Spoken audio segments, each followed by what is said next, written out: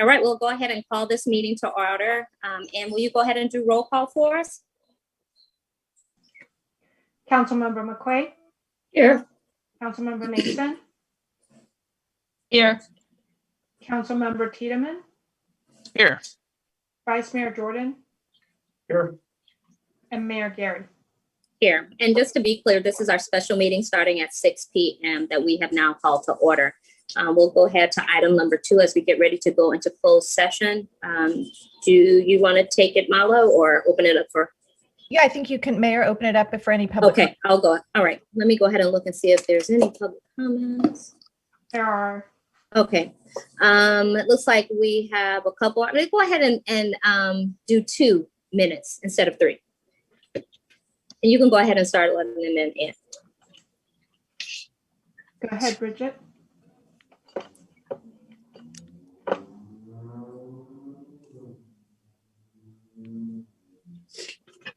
Bridget Acuna.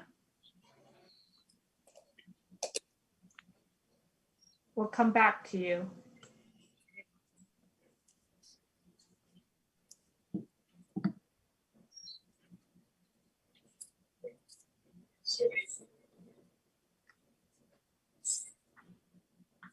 Hi, this is Brian Martin. I am a Albany resident. Want to thank the City Council for taking this important topic. There's lots of important topics, a lot of needs, and I've been glad to see that the City Council has been addressing a lot of the things that people have been concerned about and are going on around town, and glad to see that the City Council has directed its attention towards this for the special session. I would encourage the City Council to really think about what can be done to move the ball forward here, and in such a way that we preserve the open space that the city has been working for a long time to grow and maintain. Thank you so much. Thank you, Mr. Martin, for your comment.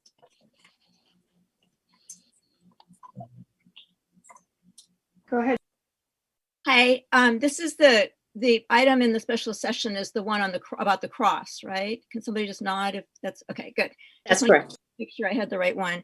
I just wanted to comment that I support dealing with the cross, removing the cross, but I also think it's a bigger issue than simply a cross, that we need to look at the city as a whole in terms of the way that we support Christianity and are non-welcoming to people who are not Christians, for example. And I know that Christmas is now considered not a secular holiday, but it's Christmas, as in Christ Mass, as in the birth of Christ. So I think we should not decorate the city for Christmas. We should not have Santa on Solano. There shouldn't be an Easter egg hunt in the park. We shouldn't have anything around Thanksgiving. All of the holidays that have that are either excluding people who don't celebrate them. It gives a non-inclusive feeling, the same feeling that I think comes with the cross. And I think that we really need to look in a larger sense on who we're welcoming and who we're excluding in our community, and not assume that everybody celebrates these. So anything that's on public property, City Hall, the library, the public streets, the parks, nothing should be related to any religion whatsoever, so that we can all feel safe and welcome here. Thank you. Thank you for your comment. Next, please.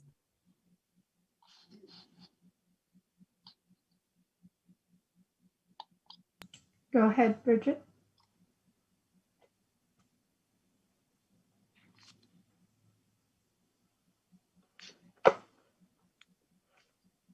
It seems like we can't hear you, so if you could please go ahead and send in your comment by email to citycouncil@albanyca.org. Thank you. Thank you, Anne. Thank you, Bridget, for taking the time to participate. All right, I believe that's it, if I'm correct. No more attendees? I think she was the last one. All right, we'll go ahead and bring it back to council and go to item 2-1.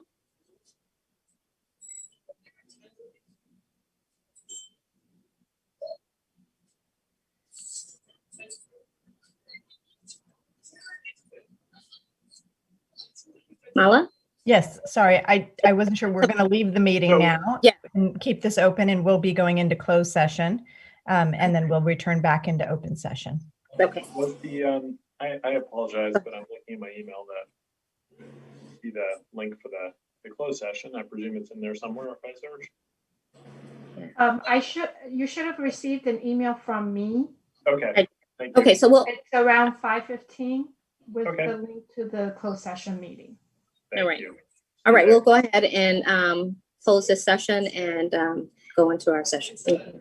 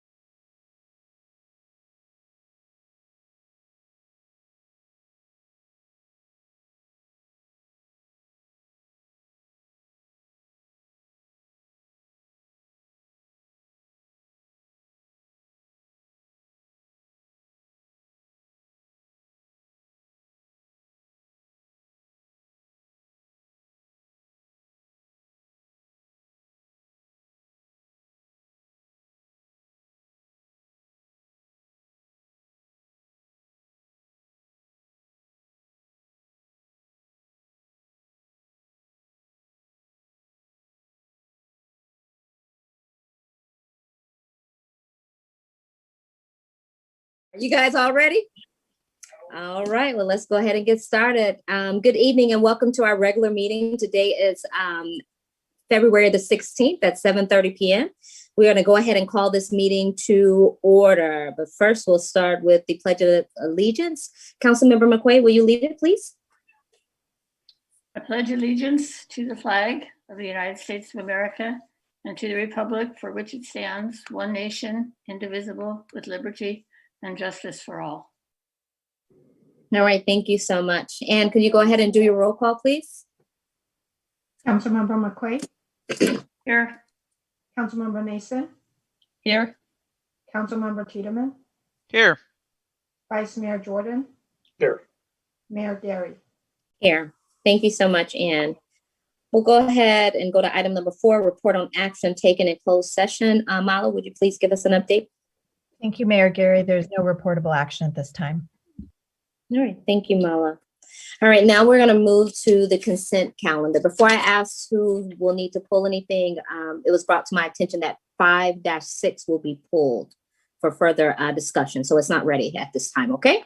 All right, go ahead. I'll start with, I would like to pull 5-5. Anyone else? Go I'd ahead. like to pull Yeah. 5-9. 9. Okay. McQuaid, Councilmember McQuaid. 5-1. I was going to pull 6 and 9, but I'll stay at 1. Just 5-1, okay. Vice Mayor Jordan. You all got there before I did. So you So don't have, the answer's none. They've all been covered. Thank you. Councilmember Tiedemann, you have any you want to pull? All right, we'll go ahead and see if there are any public. Let's see what we have. It looks like we do not have any. All right. Right. We'll go ahead with 5-1 with Councilmember McQuaid. Go ahead, please. Thank you. I have 2 comments on the minutes. The probably easier one is under the ceremonial report. There was a change to the proclamation, which I believe should be noted in the minutes since it was sent out as changed. And then item 2-1, the item was continued to a date certain of February 16th. And I don't think it's very clear in the agenda. So we need to, I think, clarify the minutes and then continue the discussion either in item 5-9 or 11-1. And my concern is on the ordering of the agenda. I don't believe we actually finalized how we wanted to do that. Okay. All right, thank you, Councilmember McQuaid. Is there anyone else who wants to comment on 5-1? Vice Mayor Jordan, go ahead, please. Yes, under item 6, which was good of the city, I would expand on the statement that the city has no discretion. To clarify, it has no discretion because it's a tax that was approved by the voters without provision of discretion to the city, just for the record, so that's clear. And it says that staff will be making a presentation as soon as possible, I think was the language.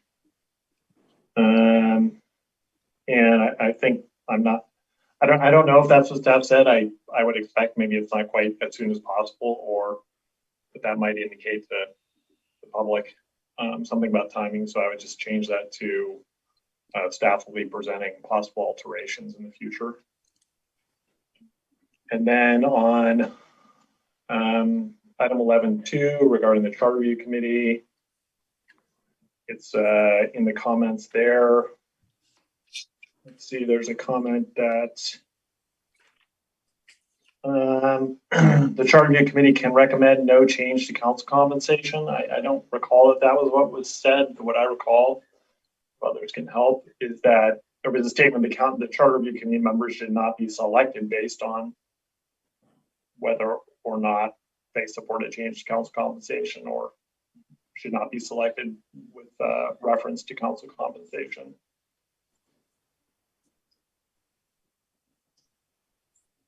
And certainly as a legal matter, the Charter Review Committee could recommend a change to council compensation. I'm not saying whether it should or not, but that is a charter matter.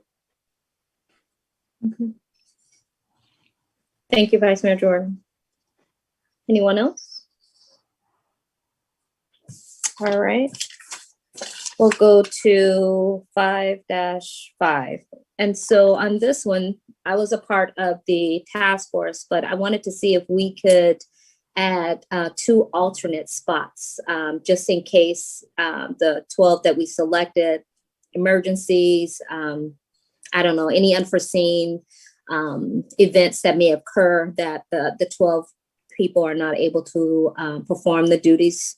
If we could have like 2 alternate slots available, that would be my request.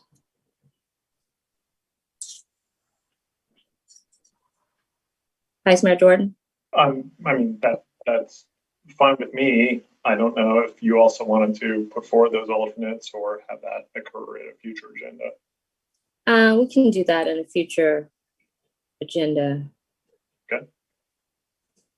And then I have just some questions after that. Okay. Choose to Okay, discuss. go ahead. Okay. Yeah, I was just curious, given the large number of applications, which was great, thanks to people out there for applying. If those who are on the committee could maybe say some words about how they approach the applications and sort of constructing the body as a whole, so that it would obviously have a breadth of perspectives and be a functional body. There's a lot of different ways to do it, and I imagine you had an approach that you took to doing that. So I was just sort of curious how you came up with the 12 nominations that you came up with, not just as individuals, but looking at it, what kind of body would result as a whole with those 12 individuals together. Councilmember Tiedemann, I'll let you jump in.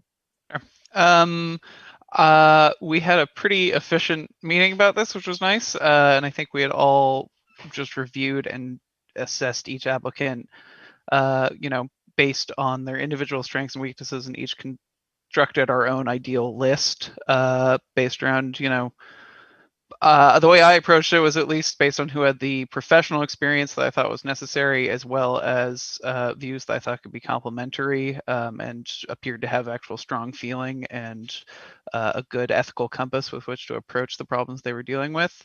And with that, I think we had a very marked amount of agreement from the get-go about 80 to 90% of who would be on it.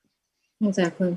No, add to that, I think there's some speculation that we knew prior to selecting those applicants, we knew the names and we didn't. Everything was redacted. Like Councilmember Tiedemann said, we went purely on, experience. The fact that the applications were completely filled out showed that they were committed to the task force. I also know that statements were made about, selecting people over a certain amount of income versus some without lower income. And to me, I think it was based on experience, not so much income. You could make over 75,000 or 100,000 and still have certain experiences with, the police force. So that was not a deciding factor. And I think that was brought up in some conversation in the community. So like Councilmember Tiedemann, it was basically just the fact that the process was smooth because the applicants was numbered. We did suggest that they be numbered because we had received so many, but we also wanted to make the nominations based on, the information that was provided to us. And I feel that we did a pretty good job at selecting good candidates overall. Vice Mayor Jordan?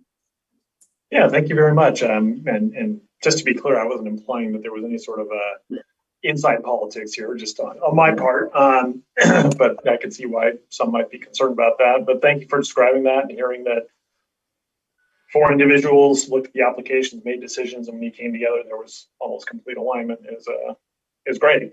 That's actually a great process. So thank you for explaining that. Thank you. All right.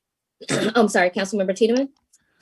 While we're on the subject of this, I did want to note that now that we have the names, which we did not have during the process, and given that I believe there's been some recent action, I wanted to flag that we've got at least one overlap of who we're appointing to the task force with one of our advisory committees, in that I think one of our applicants has been appointed by the AUSD to the Social and Economic Justice Committee. I don't think there's a rule against overlap, though I think we generally try and avoid it. And I wanted to flag it as something that might need discussion if we wanted to avoid that, because especially Task Force on Policing and SEJC have a lot of overlap in what they'll be discussing. Mhm. So Anyone else has any concerns? Vice Mayor Jordan? Did the resolution that chartered this have a certain number of positions for SEJC? I seem to recall it did, but I'm not sufficiently familiar with it. I thought it had 2 positions on this task force for members of SEJC, but It includes 1 member. 1 member. and is this the 1 member, or as SEJC chosen another member as well? Another member. So Okay, at this point in time, if this action is adopted as is, they will have 2 members from SEJC on the task force.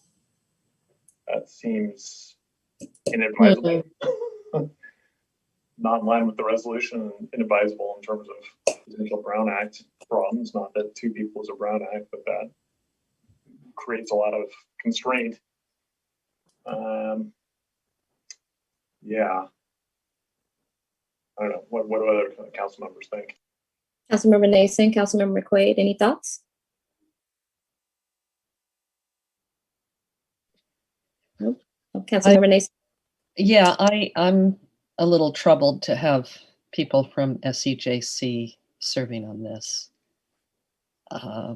But, you know. Meaning no people from SEJC? Is that what you're I don't saying? think anyone from SEJC should be on this task force. I think that's inherently problematical. It changes the dynamics around,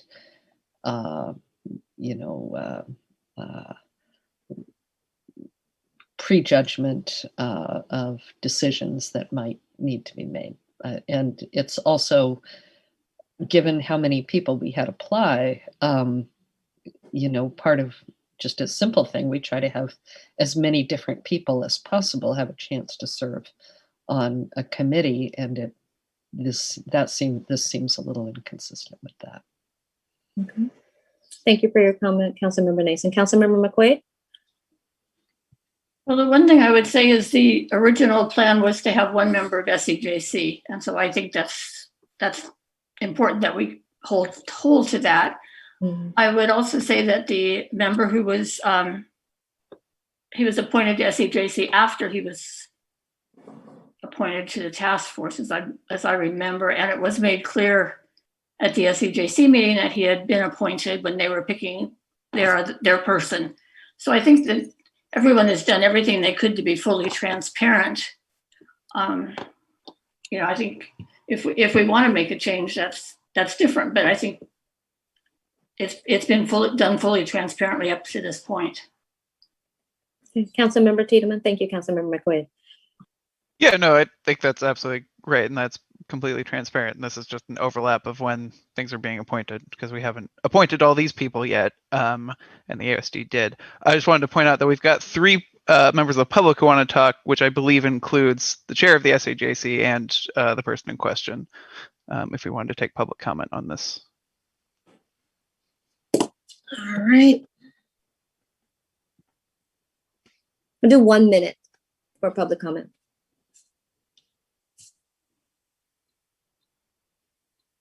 Go ahead, Corey. Hi, Council. Yes, this is Corey Dostey, Chair of the JC, commenting mostly as an individual here. I would just like to encourage Council to recall that the original draft was for 18 people and that it was lowered to 12 people by the previous council for the constituency of the task force appointees, not from SUJC and the mayor's appointee. Simply because they didn't think there would be enough applications.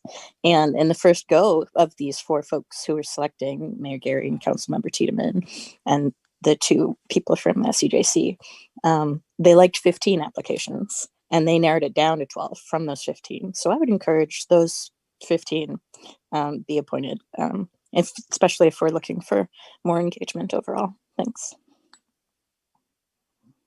Thank you.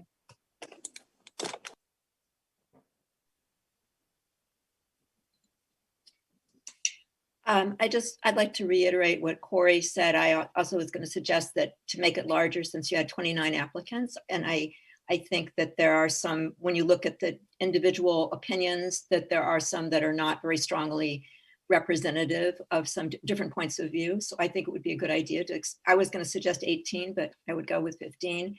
And I have mixed feelings about two people from SCJC being on the task force. Or whatever, yeah, the commission, whatever it is. I guess I feel as a community member that more people should have an opportunity and that it shouldn't be two people from SCJC. Thank you. Thank you. Next speaker, please. Hey, this is Jeremiah. So this whole meeting is about me. So basically, you know, I feel like I applied and fair and square, and I didn't know I was going to be appointed on the SCJC. You know, that was all pending. And, you know, the people who selected the applications, me being one of 12, you know, they was all unanimous. They had no idea who's who. It was all based on the applications they thought was great. And the people you had picking was great. And, you know, they said I had the best application out of all of them, you know, and I have so many good relationships with the Albany Police Department and the fire department. And I have so many positive things. I made a book with the Berkeley Cop Watch. I'm associated. I made a book. I'll send it to you guys in an email. It's got all these services in this little first edition book. You know, I'm really doing everything I can. And for you to take this away from me now, it kind of seems like you're trying to get back at me somehow, or trying to make it sure like Jeremiah can't do his part. This is all like, I just don't want this to be bashing on Jeremiah when I made things fair and square. Thank you for your comment, Jeremiah. Is there anyone else? Yes. Okay, go ahead.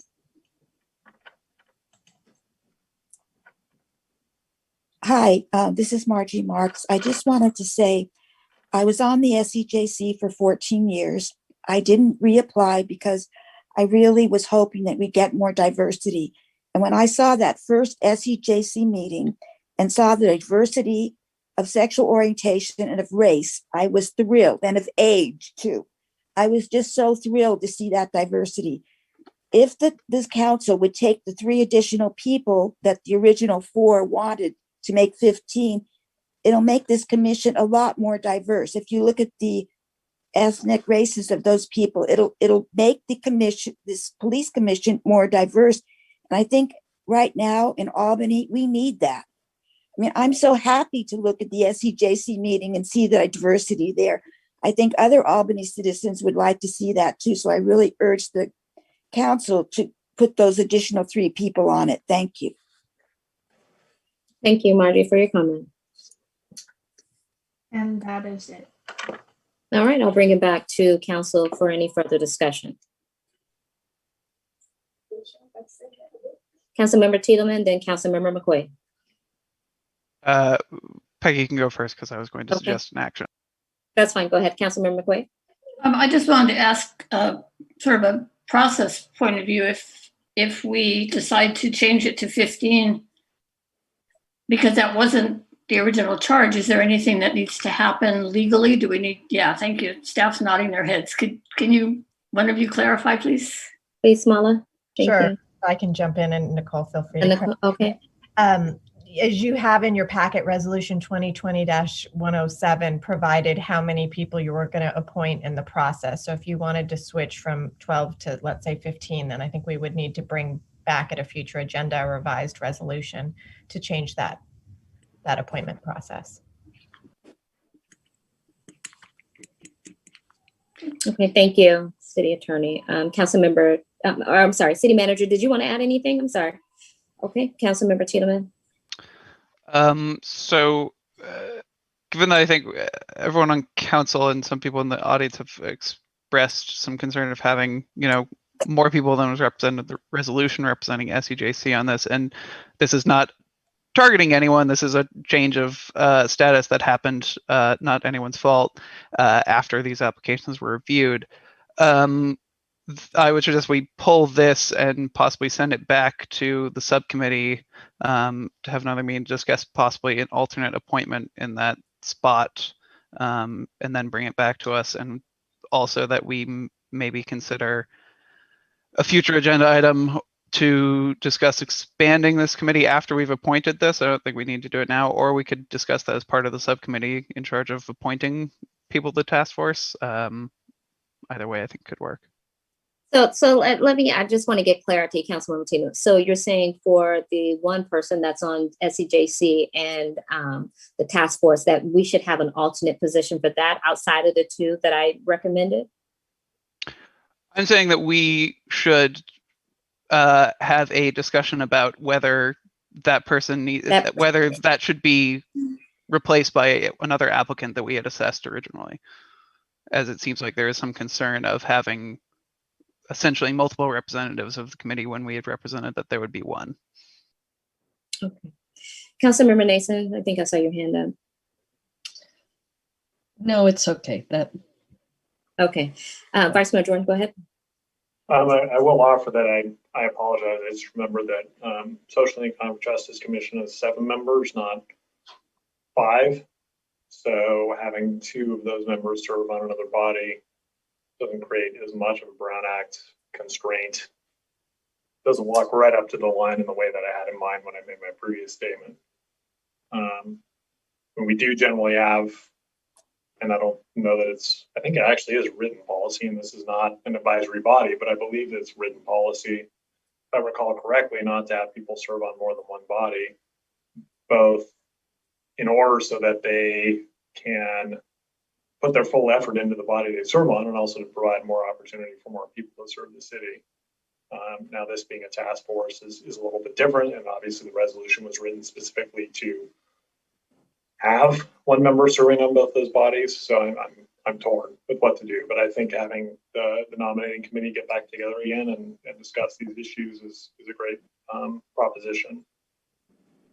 All right, thank you, Vice Mayor Jordan. You know, my concern is that if we have too many people on the task force, things are going to get very convoluted. We're not going to be able to close it. Framework has to be presented first, because you can have 15 people on it, and if you have no clue what to do or what direction we're going to go, it's a waste of people's time. So at this point, I think the 12 that we have, let's, if we can, implement 2 alternate positions. If for some reason, as the framework is being established and we start moving forward, we want to add, I think at that point, we should bring it back to the council and saying, hey, it's too much work. We need to add a couple more people, and hopefully that'll help us get to our end result. But I think right now we have 12 people. We haven't had our first meeting. The framework has not been established. We need to go into that direction until things have been outlined first. And we should have that option to come back to council, or they would have the option to come back and say, we need additional people to help. Councilmember Tiedemann, go ahead. And I'd completely agree with that, as I'm also, you know, I think we've all served on a lot of committees and realized that there is value to having more voices, but there's also impediments that result from having a committee that finds it really difficult to do work because there are so many people on it. So balancing that is part of our job. So I'm completely friendly to establishing the framework and discussing whether we need to appoint more people in the future. What I'm suggesting in this case is that in this case, because there has been a change in the status of one of the applicants, which we had no way of knowing before because we didn't know their name and they weren't yet appointed to a committee, that we may need to reassess that particular appointment. Okay. Councilmember McQuaid, I think you had your hand up before Councilmember Tina. Sorry about that. Not a problem. I just wanted to add that the task force is a body under the Brown Act. Am I correct on that, Mala? So that sort of doesn't really change anything. I just wanted to say that. You know, and I think Aaron is correct that the subcommittee should probably look at this. Having one person on 2 committees is not the best idea. Having 2 members of SEJC, I don't think is the best idea. So I'd like to send it back to the subcommittee and have them work through this a little bit. All right. Anyone else? Thank you, Councilmember McQuaid. Vice Mayor Jordan? Yeah, I would agree with that. And also because it doesn't comport with the resolution as it stands. So if there are to be 2 members of SCJC, then it seems like the resolution needs to be amended so that everything's properly lined up. Okay, anyone else? Mayor, if I may just clarify procedurally. I was getting ready to, but go ahead. Oh, Go ahead, go yeah. ahead. It's the Zoom. I can't always tell. No worries. No, go ahead. Just procedurally, as that item comes back, if there is the addition of the 2 alternates, we would add some language to the resolution as well to clarify the applicability of those alternates and how and when they would be called to action. Vice Mayor Jordan.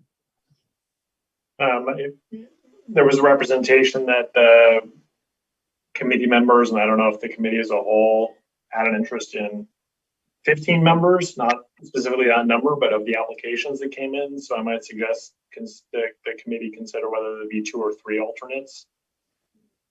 Because if there's 3 alternates, and those other 3 members could be made alternates, and then at such time in the future, To be brought in as. if the council wants to boost to 15, those people would have already That's been fine. engaged. You can add 3. And you know, I just want us to be careful when we're saying we're bringing things back because it was not originally presented in that manner. So we just need to be careful how we frame this moving forward and how we want this to look, because I would hate for, you know, something to happen because of what has been stated. So I'm gonna leave it right there. All right. City Manager, did you need anything else? Okay. All right. We will. Council wants to make a motion on that particular item. All right. Councilmember Tiedemann.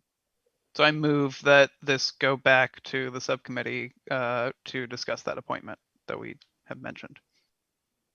And we'll also include adding alternates or just. Yes, and so you wanna also make that discuss the motion? Go ahead. possibility. So to clarify, I move a motion that this item go back to the subcommittee that recommended these appointments to discuss the possibility of adding 2 to 3 alternates as well as the specific appointment. Okay. Do I have a second? I'll second that motion. We're gonna go ahead and do a vote, please. Go ahead, Ann, roll call. Councilmember McQuaid, Yes. Councilmember Mason, Yes. Councilmember Tiedemann, Yes. Vice Mayor Jordan, Yes. Mayor Gary. Yes. The motion carried. All right, we'll jump down to 5-9. That was Councilmember Nason. Go ahead, please. Oh, yeah. I wanted to have the vote taken separately on this because I did want to vote no on stopping saying the pledge. So, okay, clarify one more time, Councilmember Nason, what would you like? I'd like the opportunity to vote yes To on vote the it, okay. consent calendar, but no on specifically on stopping the pledge. Okay. Councilmember McQuaid? Yes, I want to go back to my original point, was that we, as I recall, and looking back at the video, we did not finalize the agenda order. And I'd like to finish that discussion, whether we do it here or as an 11-1 is immaterial to me, but I would like to finish that discussion.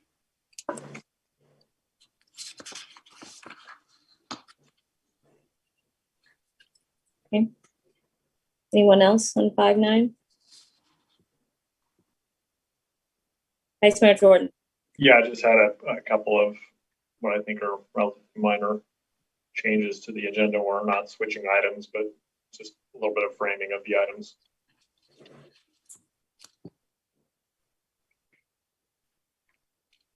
So it's a question of, do we go into that now or do we leave it for 11-1, I guess? We need to, let's wait until 11-1 because we do have a presentation. I would hate for us to go through that now and hold up the presentation. So when we do the motion for the consent calendar, we can proceed with this at 11-1. Does that work for you, Councilmember Nason?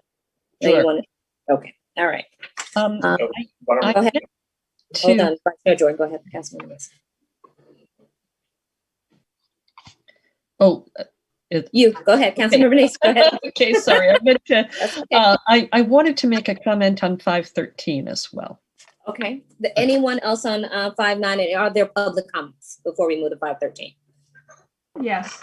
Okay, please go ahead, and we'll get that, Councilmember Nason, after public comments. Go ahead, Jeremiah. Thank you, Madam Mayor Gary.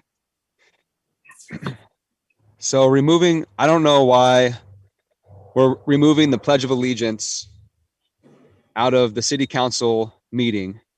First time you guys want to sunset the Pledge of Allegiance. I don't know why you want to do it now. You know, we got a new president. It seems like if you guys wanted to take out the Pledge of Allegiance, you should have done it a long time ago when we had our last president. But now it's like you're taking away hope for a positive future. It's like the only reason why you're taking down the American flag is because of all the past. So I say we keep the Pledge of Allegiance in the city council meeting and figure out how to recite it some way. If you don't want to say certain words, you don't want to say God or whatever, you know, but, you know, don't hate on the Pledge of Allegiance. You know, I mean, we all took a pledge to this council and we all took an oath. We all took a pledge, something. We all took a Pledge of Allegiance to something. Thank you, Jeremiah. Go ahead. Go ahead, Corey. I would just thank you again for removing the Pledge of Allegiance. Thank you. Thank you for your comment.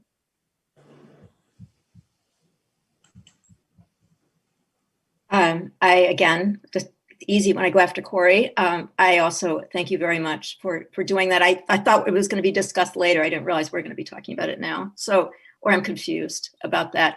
But I really appreciate that. And I have some ideas, and I was going to bring about what you could do instead, but I'll bring it up at the public comment time. Thank you. All right. Thank you so much for your comment. I think that was the last one, Ann. Yes. Okay. All right. So I'll bring it back to Council Vice Mayor Jordan. I'll move the consent calendar. Hold on. No. Okay. Okay. We have to wait because Councilmember Nason has some. You said 512, right? 513, I think it was. There's 5. It's the sunsetting the committees, the subcommittees.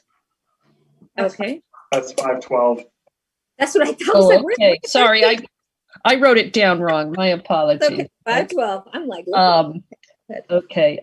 Yeah, I did want to say both of these subcommittees were initiated to create a subcommittee that would meet with an outside party. The Park District in one case, and the ACTC executive officer and some, I think it was Bike East Bay in the other. So I have no objection whatsoever to sunsetting the committees, but I think that we will need to think and talk about how we are now to deal with the fact that the Park District MOU has never been acted on. We have never adopted a plan for the Albany bulb, and the San Pablo Avenue issue will become very, there may be situations where we do need to be prepared to meet with the Transportation Commission, and we should probably consider how to be prepared for that if we get another such request. Thank you. thank you, Councilmember Nason. Any thoughts or comments from council? All right. Let's see if there are any public comments. Looks like there's one. Go ahead and let them in. I think. I know we've done a lot of surveys, and Albany talks a lot of, outreach to the community. And then we finally develop a subcommittee, Albany Library Board. We finally developed these task force to where we get more community involvement, more diverse engagement. And it seems like, the new trend of this council is sunsetting boards and commissions and task forces. You keep silencing the voice of the community.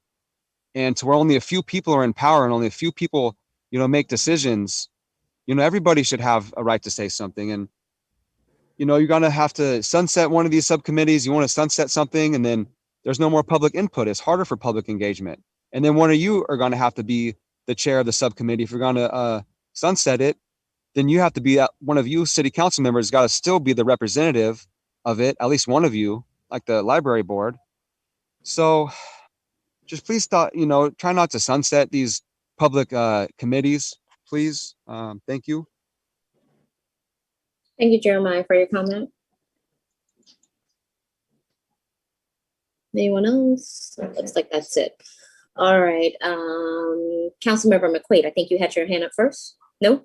No, I think I was just stretching, Okay. Vice Mayor Jordan, go ahead, please. wiggling. So just to clarify, in response to the last commenter, and thank you, these subcommittees were composed of 2 council members, as I understand it. So they were not advisory bodies in the sense of they're advisory bodies. Yeah, and I don't know if the city attorney wants to say any more about their sunsetting. I think really the reason we brought this forward is, in order to be not subject to the Brown Act, which these committees have been, they have to be what's called an ad hoc committee. And that means they have to be less than a quorum of the legislative body. In this regard, it was less than a quorum of the council. And it has to have a limited subject matter jurisdiction. It just can't go on and on. And to the extent sometimes you see these committees go on and on because the purpose may take a while. They turn into ad hoc committees to what we call standing committees, which are more long-term committees. And once they do that, they're subject to the Brown Act. So given the fact that these were set up as ad hoc committees, the recommendation before you is to sunset them, because otherwise you really need to treat them as a standing committee and subject them to the Brown Act, which I think the nature of these committees may be a little bit challenging to do. Thank you, City Attorney. Vice Mayor Jordan? Thank you very much for the explanation. So with that, I guess I can go ahead now and make a motion. I apologize for stepping in early. No, go ahead. Councilmember Nason. So I'll move to consent calendar West 5.5, 5.6, and 5.9. Second, Go ahead, roll call in. And with the suggested changes to 5.1, correct? Correct. Thank you, yes. And thank you for preparing the minutes, by the way. Okay, Councilmember McQuaid, yes. Councilmember Nason, Yes. Councilmember Tiedemann, Yes. Vice Mayor Jordan, Yes. Mayor Gary. Yes. The All motion. right, thank you. Thank you, Ann. All right, next we'll go into good of the city, public comment. This is the time to invite the public in to make comments on items that are not on the agenda. But I see you, Councilmember Tiedemann. Hold on one sec. We will have 3 minutes to make your comment. And before we do that, before you let them in, Councilmember Tiedemann had something to say. I was just a procedural note, because I know we took off taking away the pledge from the consent. Are we doing that as part of 11, or are we voting on it separately now? Well, I think the consensus was to do that part of 11-1, I believe. Is that what we all agreed on? All Awesome, right. just wanted to make sure. No worries. All right, so now we're at public comment. I'll go ahead and invite the public in, please. Thank you.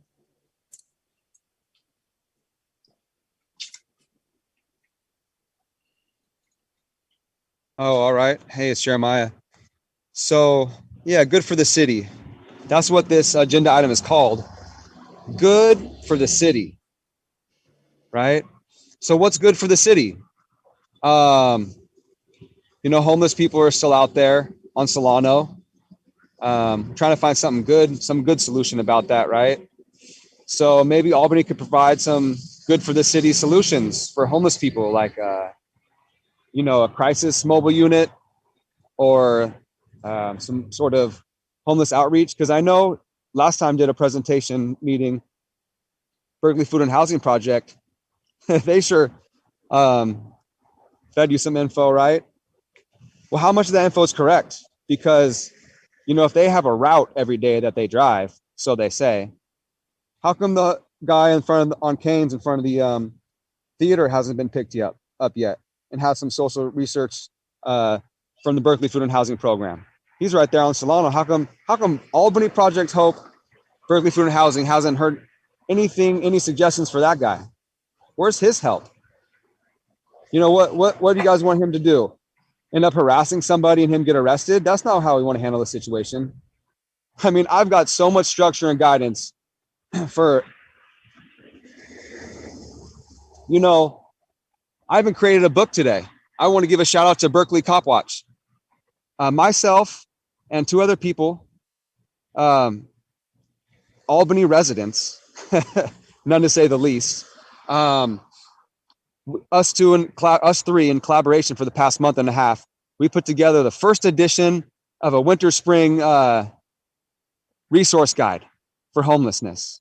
We have every number to call, Albany, Berkeley. We've even got free laundries for Albany. It's Albany, Berkeley. We've even got free laundry in Albany on Thursdays. You know, dinner while supply lasts. You know, Margie's chicken sandwiches. You know, it's just, we got all these great resources, and I'm just trying to spread the word, you know, because Albany is doing great. You know, it's about time changes happen. You know, not much positive change has happened in Albany regarding homeless for the past, I don't know how long. But, you know, that's good for the city because you want people to feel safe on Solano, to shop at our restaurants. I encourage everybody to eat dinner on Solano. That should be a new slogan, eat dinner on Solano, because it's live, right? And it's a happening place. You know, we want help for everybody. We want people to feel comfortable having dinner, lunch, and we want help for that guy on Solano Canes. Where's Berkeley Food and Housing? I mean, he's right there. Like, they don't drive by him. So I'm just saying, we got to do something, you know. Maybe when the police get called for that guy, they could offer him my handout book, you know, as a resource or something.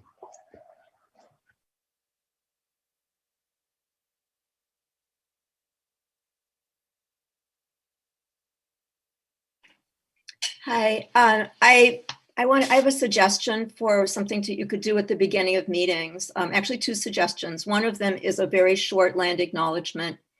And the other one would be having somebody speak just in the place of the Pledge of Allegiance, speaking, for instance, a student speaking a few lines of something that they choose that would represent all of Albany. Different people could come forward, could start with students. They might represent something that read something that represents their culture, something that they wrote, a poem, something, a reading, just something. And I think it would be a really wonderful way of bringing more people to meetings. I think that if a student is doing that or anybody's doing that, especially I think if we started with young people, then their families would come, their friends would come, they would understand, they would be part of the meeting. We'd also be including different voices, different outlooks, representing different people from the community. I just think it would be a wonderful tradition. And I think it would be a great substitute for what's happening now, which is where a lot of people get excluded because something is being recited that a lot of people don't agree with, or they feel like it's a lie. Thank you.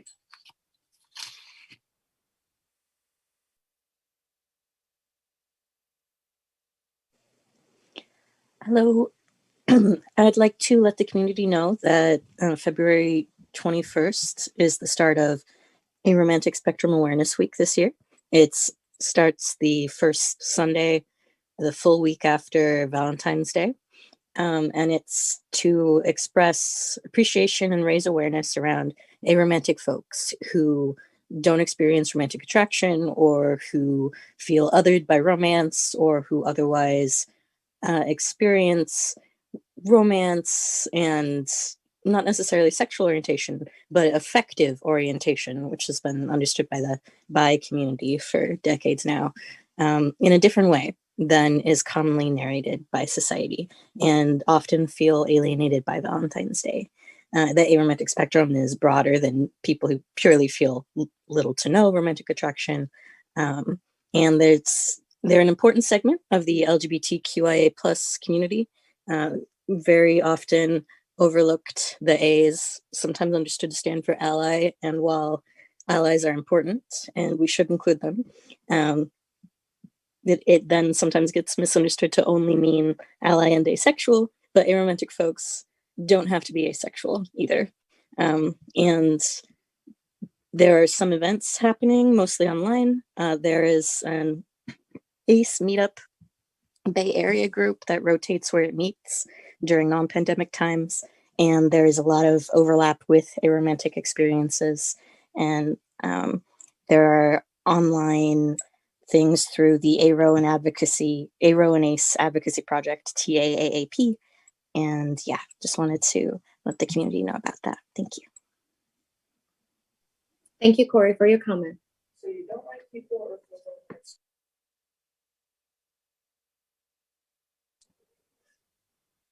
Go ahead, Mr. Pilch. You're on mute. Go ahead. Okay, yes, thank you. So I'd just like to inform everybody that the Albany Democratic Club is having its February meeting on Thursday at 7 p.m. Our website can be used to find information about that, also our Facebook group. If you are not a member of our mailing list, you can email albanydemocraticclub@gmail.com to get information about how to join the meeting.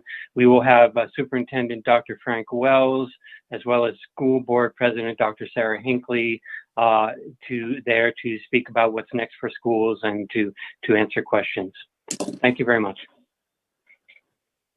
Thank you for your comment. Go ahead, Christine. You're on mute.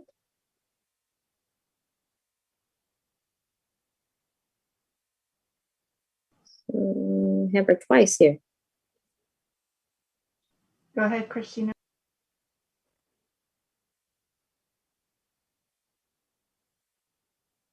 Is she on mute? She's on mute. Christina?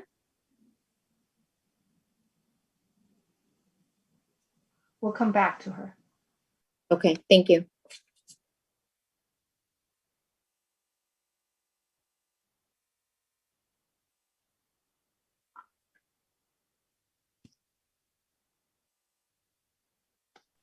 Go ahead. Go ahead, Judy. Yeah, Council, I'd like to just commend and thank the Finance Department for their recent posting of the updated living wage ordinance in the city of Albany. And I'd like to, in addition to thank them, I'd like to request that each of you remain mindful of the fact that this ordinance is nothing without ongoing information that goes out to city contractors. So unless we advise people who are contracting with the city and who are recipients of city tax dollars by virtue of their contract, we really haven't met the measure of whether or not we have a living wage ordinance, however small and however incremental this step may be. So I want you to both celebrate the fact that we now have an updated living wage statement on the city website, but I also want to request that each of you think and keep in mind the idea that this requires ongoing vigilance. Thanks. Thank you, Judy, for your comment.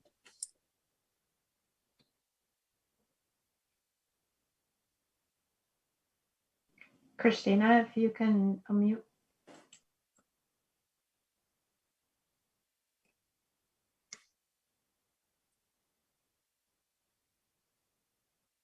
She's not coming in. Looks like she's the last one. Go ahead, man. If you're on the phone, you can press *9 to unmute. I'm not sure if she's on the phone. If not, please go ahead and send your comment to citycouncil@albanyca.org.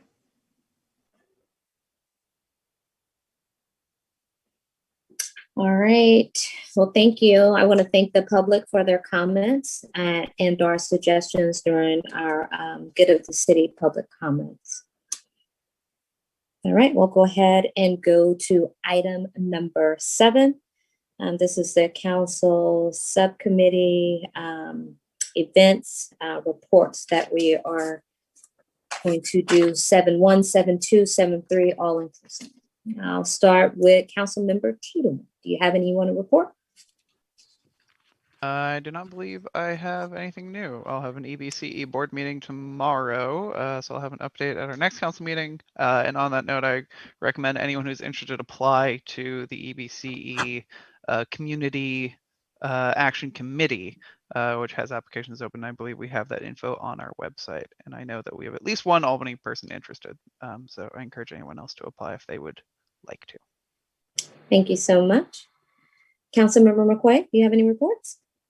Events? Yes, I attended the Alameda County Housing Authority last week, and you will have a written report on the next agenda. But I did want to make a comment kind of related to a little bit of the discussion we had at the last meeting. We have 11 property owners in Albany that are using the housing vouchers. One owner has 3 units, another has 2, and 9 have 1 unit each. And I'll also give you more demographics of the people that are availing themselves of this it'll be on your next agenda. And the only other thing I did that was germane to any of this is attended the Black History Month celebration sponsored by the Black Parent Advisory Group, which was quite wonderful. Nice to see Janelle there and giving her perspective. It was very good. Thank you very much, Councilmember McQuay. Councilmember Nason, any reports? None at this time. Thank you. And Vice Mayor Jordan. Yeah, thank you, Mayor. Stop Waste had a meeting, and or I should say its planning committee had a meeting, and it was quite interesting. The amount of waste that has been diverted to recycling, which was 50%, say 5 or 6 years ago, has declined to 37%. This is statewide. And the reason for that is countries in Southeast Asia, I would say rightly, deciding they would not take what's called low-grade plastic materials anymore. These are numbers 3 and above, rather than 1 and 2 typically. And investigations had found that much of the material that had been going to various countries in Asia had been getting landfilled in any event. So the 50% diversion number from 5 or 6 years ago is questionable in terms of whether it actually was recycling. This is going to present challenges, though. This I would say improved accuracy of the information in terms of the state meeting its goals. There's discussion that maybe the recycling, what goes in the recycling bin, is going to have to take a step back so that low-grade plastics do not go in the recycling bin anymore. That's not a decision that's been made. One of the requests from Stop Waste was that staff and electeds ask their waste management providers sort of for more specifics on where the recyclables go, just to try to daylight that more and raise that as an issue. And obviously this will be something that will have to be discussed in the upcoming franchise agreement that Albany is going to be negotiating at some point. Thank you very much. Thank you, Vice Mayor Jordan, for your report. And for myself, I did attend the Alameda County Mayor's Conference. During that meeting, we appointed the regional boards. Councilmember Nason, she was appointed to stay on the East Bay Regional Park District. I was appointed as an alternate for East Bay Economic Development Alliance. Let's see. Bear with me as I'm trying to scroll through these notes. We also received a report from the League of California Cities. She provided an overview of the governor's budget. We had a presentation from Alameda County Health Care Services, just COVID updates, COVID-19 vaccinations, venues, challenges, and the status of, the future and current vaccinations as they roll out through the county.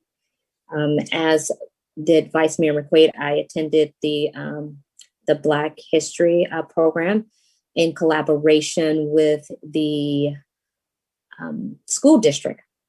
And I must say that I think we're moving strides forwards to collaborate and have a more cohesive relationship. So I'm excited about that. I'm hoping that in the future we will continue to work with the school district to bring programs that are beneficial to our community.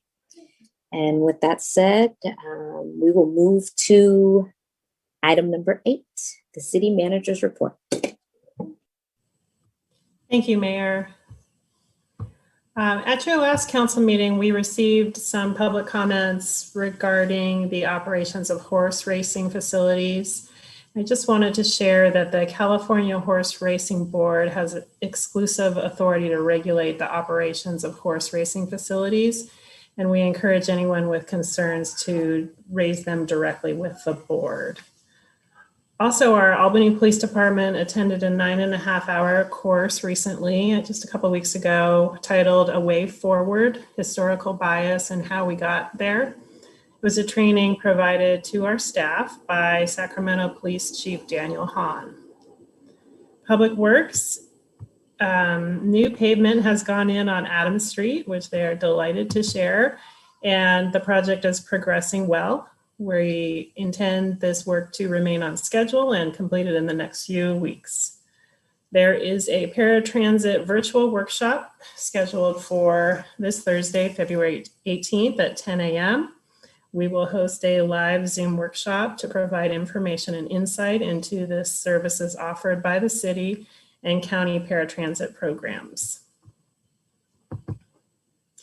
There is a vaccination site at Golden Gate Fields, and it is administered by the City of Berkeley as they have their own public health department. City of Albany is certainly working in coordination and collaboration with the City of Berkeley on this endeavor, as they are the lead agency and coordinating with other agencies, including a service provider, Curative.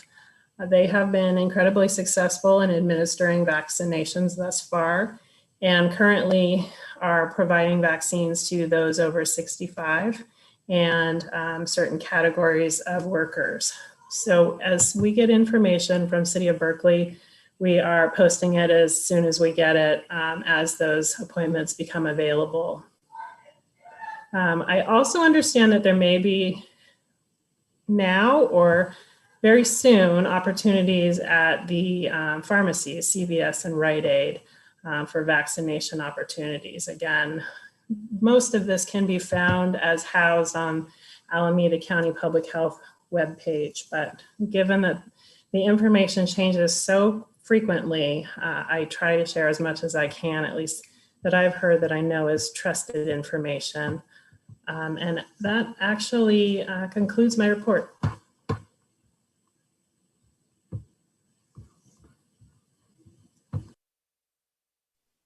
Mayor Gary, you're muted. You're muted. Sorry about that. Thank you, City Manager, for your report. I also wanted to thank the City Manager for updating that ordinance with our City Attorney, the living wage ordinance, and making sure that was available. That helped, with the concerns that was throughout the community. So I appreciate your help with getting that done along with staff. Councilmember Nason, go ahead. Yeah, I wanted to ask, just because we've had several inquiries recently about homeless individuals, whether, and of course we had a great presentation on the Berkeley Food and Housing Programs work, but I was curious if we still have the ability to offer people the option to move into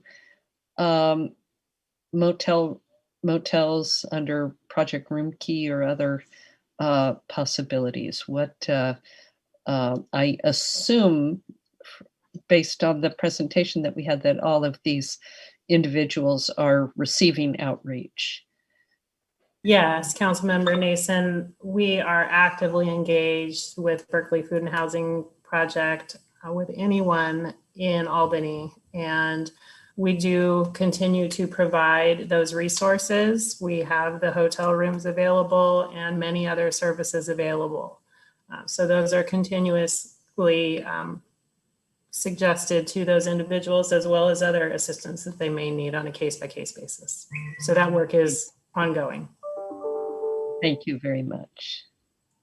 Also, City Manager, I have a quick question. I know you said that the police department went through a training. Will that be public, just to, just some information on what the training was about? What was the outcome? What were some takeaways? Is that available to us and the public, or how does that work?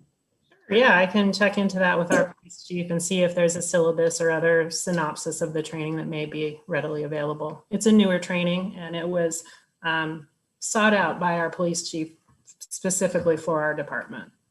Okay, thank you so much. Any other questions from the city council members? All right, thank you again, City Manager, for your report. Let's go ahead and go to item, I'm sorry, Vice Mayor Jordan, I apologize. I didn't see you. I'm sorry, I raised my hand late. I will just note that a couple of attendees have their hands raised. Oh, I didn't see that. I apologize. I thought I cleared it out. Go ahead and let the attendees, we'll do 1 minute comment, please.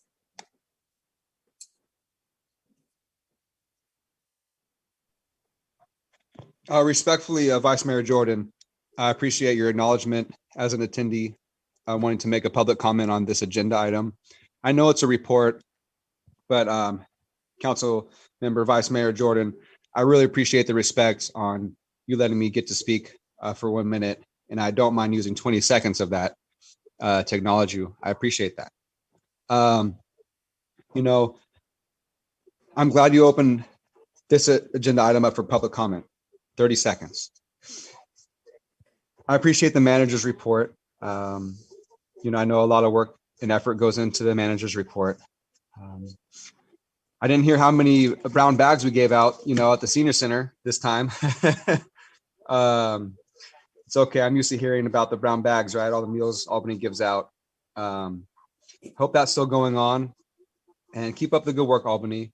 We're doing great. So keep up the good work, staff. Thank you.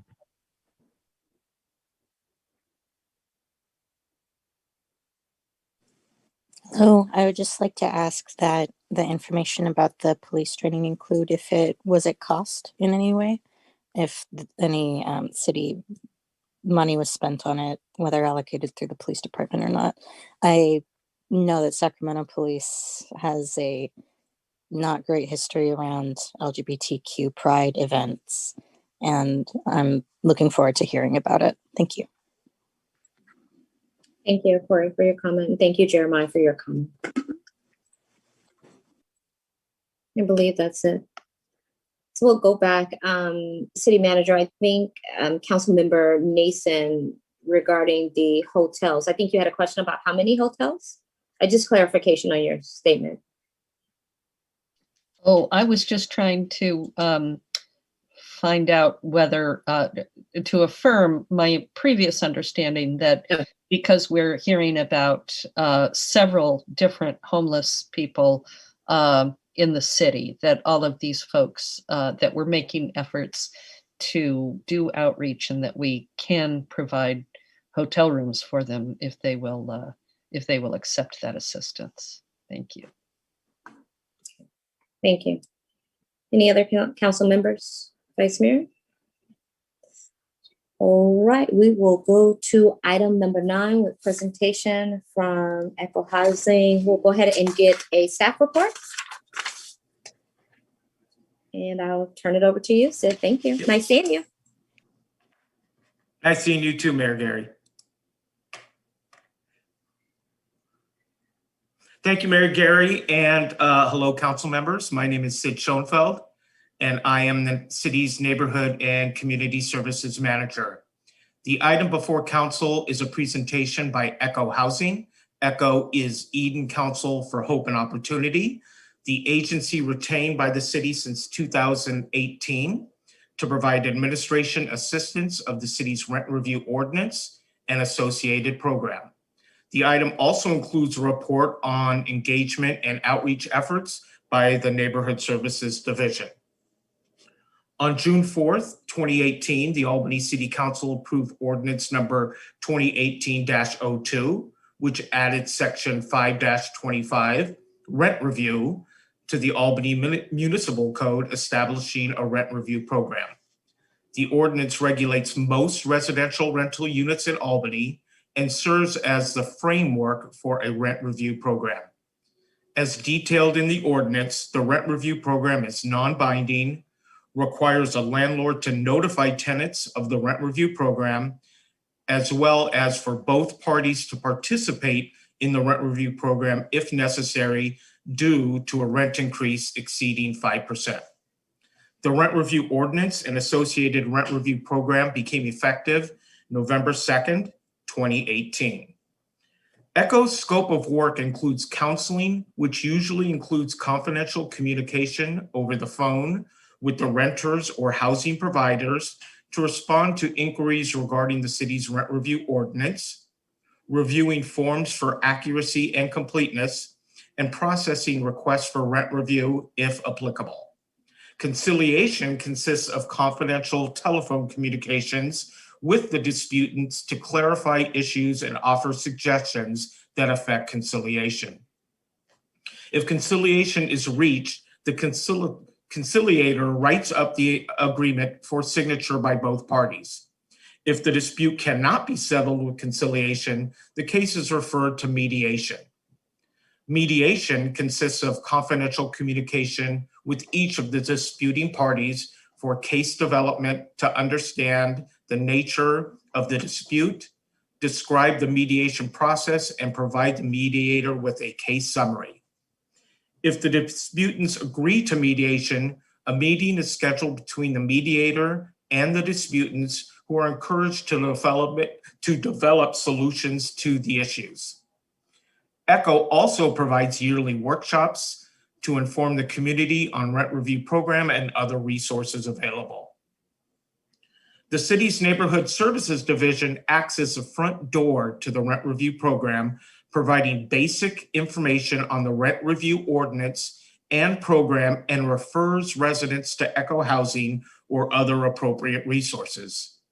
Program outreach continues to be electronic, in person, and via the telephone. Pre-COVID, we had posters and literature posted at all city facilities. And during the pandemic, outreach has been conducted through banners placed throughout the city, electronic media sources, and many referrals have been received through our Albany Cares program. And now I'd like to introduce Jonathan Torres from ECHO Housing to present their work with the city. Jonathan is a housing programs coordinator and my main contact with ECHO. Jonathan continues to be a responsive resource for our engagement on rental and tenant landlord issues. And now I'm going to share my screen and turn it over to Jonathan. Good evening. Thank you so much for your time this evening. And I will just wait for the presentation.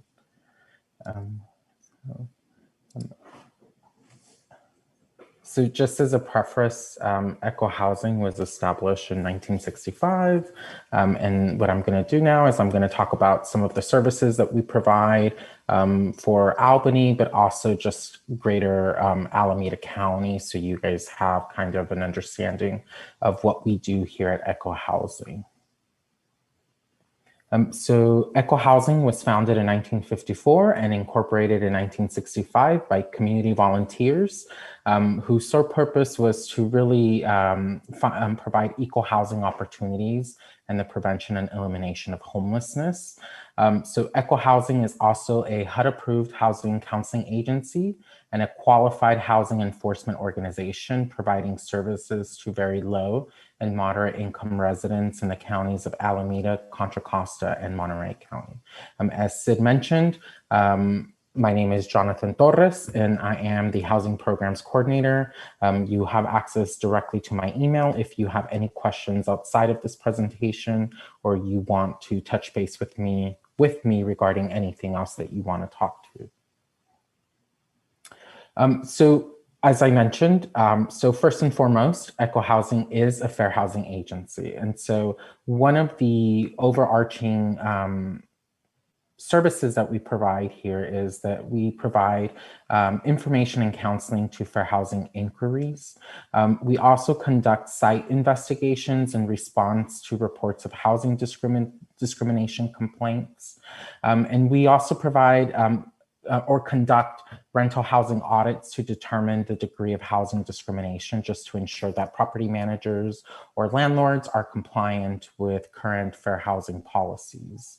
And with that, we also provide the educational seminars for members of the housing industry, for those who are interested in trying to get educated about what fair housing is and ways to kind of look at what might constitute as a fair housing violation. And then our second overarching service that we provide is our tenant landlord services. And so basically what we're doing is we're providing landlords and tenants with regards to their housing rights and responsibilities, and essentially educating them about the current policies that affect them and how to navigate this, our current milieu. And so the major crux of our work is really to provide dispute resolutions when tenants and landlords have conflicts. And that is usually engaging both parties to, one, educate them both about what is going on, why that might not be allowed, and then understanding both sides of the party so both parties can then come into a resolution. And the ultimate goal is really to preserve housing. And as you guys can imagine, and just from hearing conversations today, I think homelessness is such a big topic today. And I think part of the pandemic has heightened that trajectory for a lot of people. And so our office or our agency has actually seen an influx of these calls because perhaps their landlords are trying to evict them and they don't know what to do. And that's where we come in to help them at least navigate it and see what we can do for them. And then the last thing, we obviously provide homebuyer education. That's something that we've been doing for several years now. I'm not going to touch base on this, but essentially we want to empower people to kind of know about the purchase process in purchasing a home, especially here in Alameda County.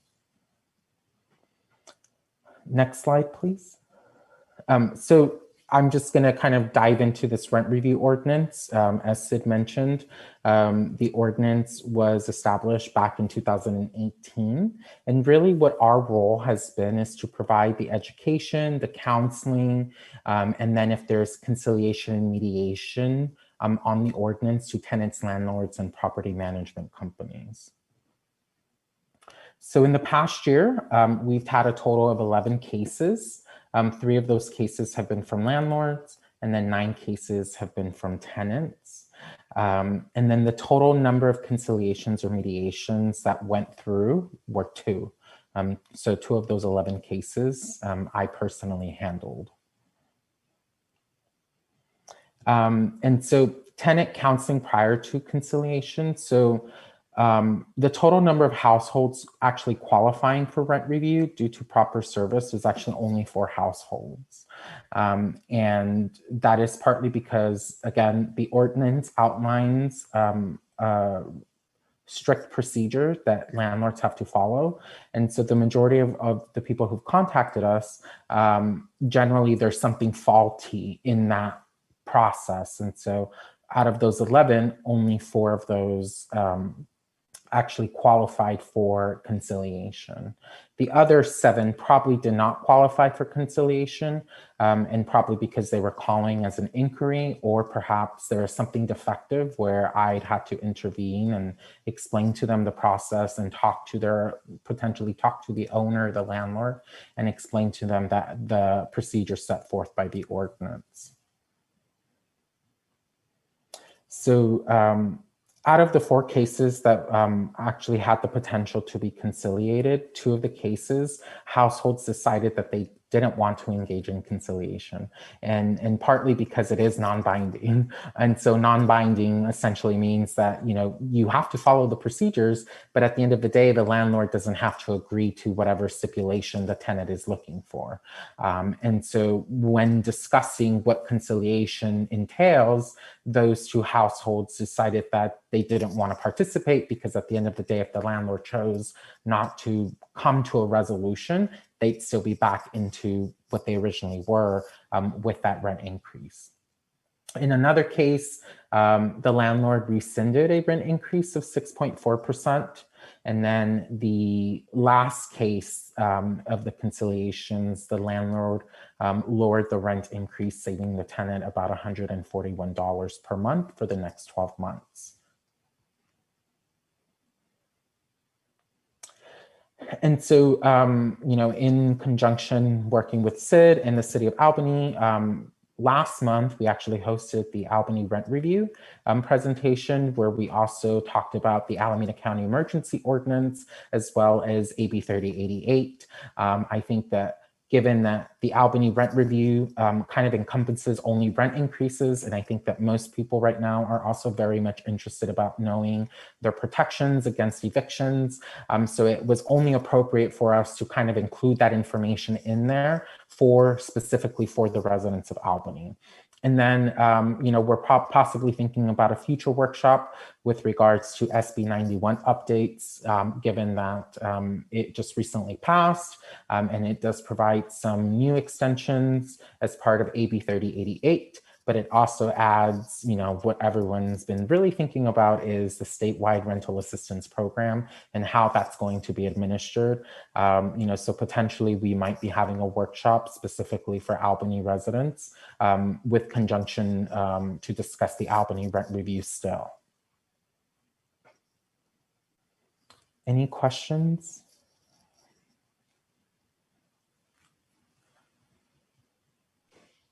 Thank you so much, Sid, for the report, and Mr. Torres for the presentation.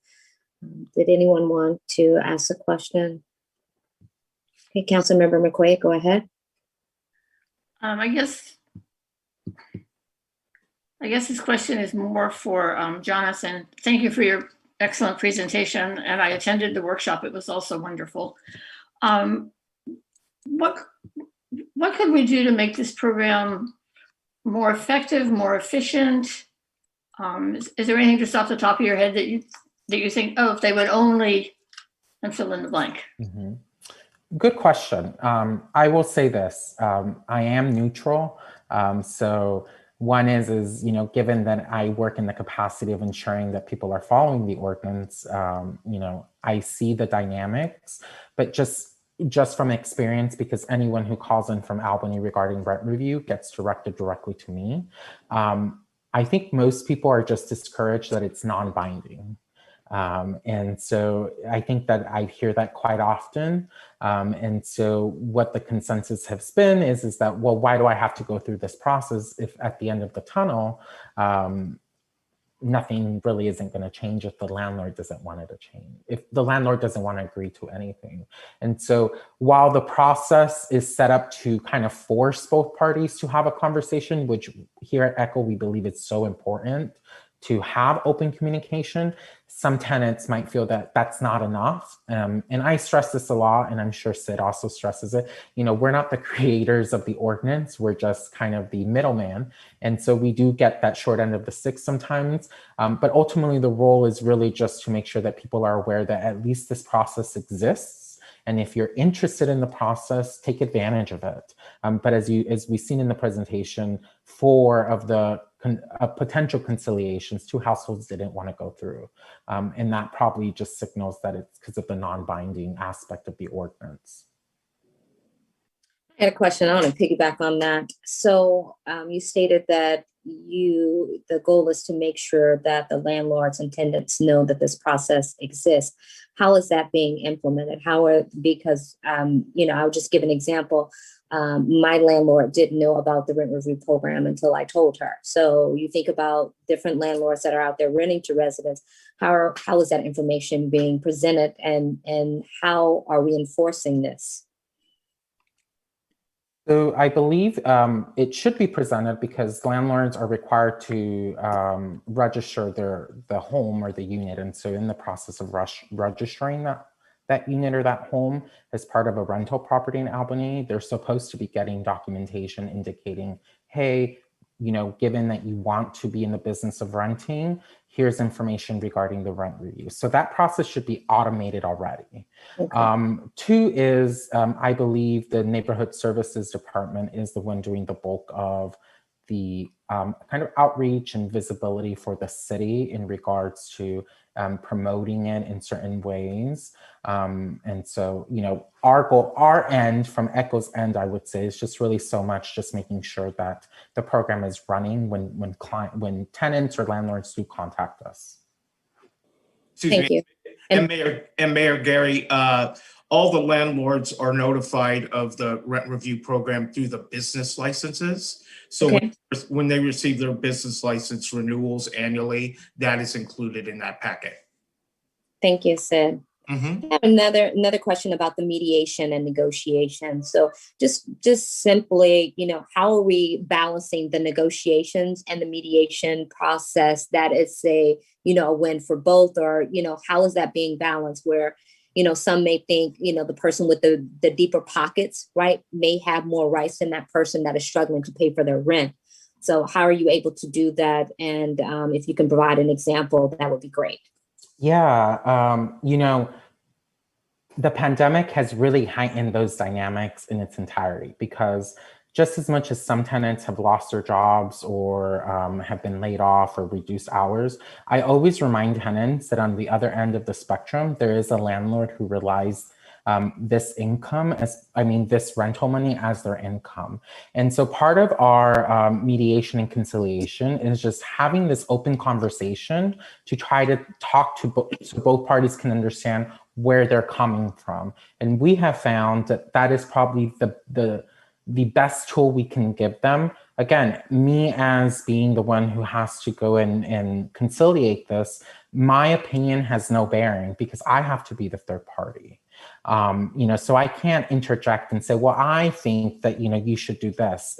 That's not what my role is there for, because then I become an advocate for one tenant, and then landlords will then say, well, you know, Echo Housing's not doing its job by being the neutral party. So that's very important for us to kind of continue and maintain.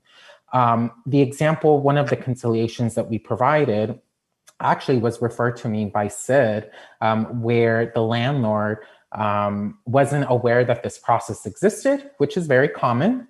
And after having conversations, you know, everything was rescinded and a new rent increase was provided. And it's really just kind of coming in and having that awareness and letting the tenant know, look, this is what my role is.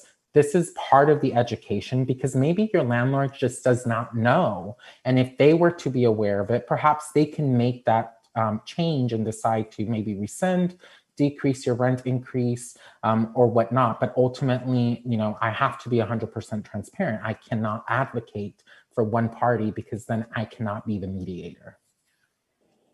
And what are some of the challenges? Language barriers? I mean, getting people to truly understand the process, you know, I could see that as a challenge. How are you able to navigate through that where there is an understanding of the process, right? And understanding here are the outcomes and here are your options. How are you able to present that to them where, you know, the takeaways are, these are my options. Now I need to take the next steps in order to get the results that I'm looking for. You know, to be frank, it's a lot of hand-holding. It's really so much trying to just dissect everything that the ordinance says for them. You know, I haven't encountered language issue. I speak Spanish as well. I'm fluent. And so I actually have never came and spoken to an Albany resident who's came through our office through a rent review process that speaks Spanish. But we do have services where if they need a language assistance, we can provide that for them. But to my knowledge, again, I'm the one who's running or administering the rent review process for Albany. I haven't came across that issue. But going back to your original question, it is a lot of hand-holding. It's about understanding the different layers of policies in play. How do we apply the city's ordinance in terms of rent review, but then also apply the state's AB 1482 rent caps. And that's something that we have to it's part of the educational process. It's part of the process of making the visibility and making them aware that, hey, yes, there's this particular ordinance with the set of procedures, but there's also this other complex factor that now we have to put into play, and hopefully they can understand. if I have to spend on a phone call an hour with a client because they don't understand it, then it's my responsibility to make sure that once we hang up, that they at least understand something. So that's the burden on me. Thank you. I'll digress and see if any other council members have any questions. Vice Mayor Jordan? Yeah, I apologize. I don't know the ordinance in detail, but I thought I recalled that at the time of a new lease, that information about the rent review program was required to be provided to a tenant. And so presumably, unless a property been all the residences in a property have been had the same tenants since before the ordinance was put in place and the regulations promulgated, therefore then all property owners should know about that because they're supposed to be providing that notice to their new tenants. So thanks for confirming that.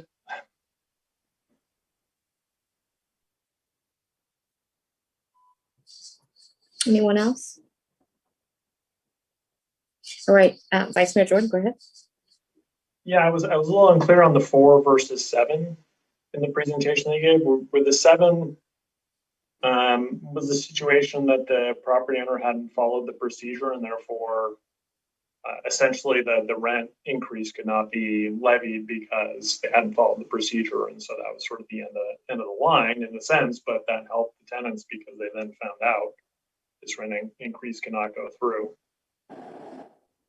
Correct. So the 7 is really the folks who, in part of trying to figure out what's going on in their case, discovered that the landlord didn't follow the procedures. And so generally, again, part of being transparent is letting them know, this is the process, this is what they need to follow. Some of those cases, maybe the tenant says, you know what, I'll handle it from here, I'll talk to my landlord. In some of those cases, they want me to communicate with their landlord. So it's really a kind of a dynamic kind of relationship because, one of it is they have to give us the permission to want to contact the other party. If they don't, then, then there's not much for me to do besides provide them the education. And it is part of building trust, making sure that the tenant is being heard if they call us, but if they don't want us to communicate with their landlord because, they fear in retaliation, that's a different story. And so again, going back to the current milieu of what we're dealing with is landlords and property managers have become extremely savvy during the pandemic in ways to kind of come after tenants. But I think tenants nowadays are becoming more educated because they realize that during the pandemic, a lot of things can happen. And so they're doing a lot of proactiveness and at least trying to educate themselves about what their rights are, specifically with all of these overlaying policies. I'll jump in. Go ahead. Vice Mayor, did you want to finish? I wanted to jump in a little bit, just to piggyback on Councilmember McQuay's question. As we continue to develop and grow our partnership with Echo Housing, she simply said, what could we do? Now COVID is hit, we have this pandemic, where are the next steps and how can we develop this where it's a win-win for everyone, right? So have there been goals set for it? Your forecast, what are we looking at to grow this partnership so we can help both the landlords and the tenants? And any suggestions you would put out there, that would be great. I think I would suggest that, continuing the outreach, continuing the visibility, and then having more workshops. Last workshop, I think we had about 60 people who showed up, which is a really good number given in the age of Zoom. Zoom fatigue is real. And so having a kind of a consistent workshop schedule where people can say, okay, you know what, is there anything new that we need to learn about? Is there anything new that I need to include? And then going back to this issue of, it sounds like a lot of owners and property managers aren't aware of this ordinance, but as Sid mentioned, it is part of the packet to kind of give them when they get the business license. Unfortunately, it's a bunch of paperwork for them, and they just they want their license, close the door, and then collect the rent. So it is a continuous thing where you do have to educate people consistently. I don't expect people when they come to my presentations that you will learn everything in one sitting.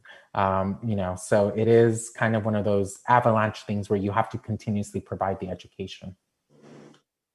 Thank you. So when we go down to the financial considerations, we see the expenses at 99,000, almost 100,000. Is there itemization of what that amount comes from? Mayor Gary, yes. So that's a 2-year period. Okay. And basically it can be itemized and we could get you that information, but it's broken up into basically salaries, services, and supplies. The startup cost in the first year was more because we did mailers and more extensive outreach to both the tenants and the landlords. And then it's staff time. Echo would fall under the services category, and supplies would be our operating flyers, posters, and other outreach type materials.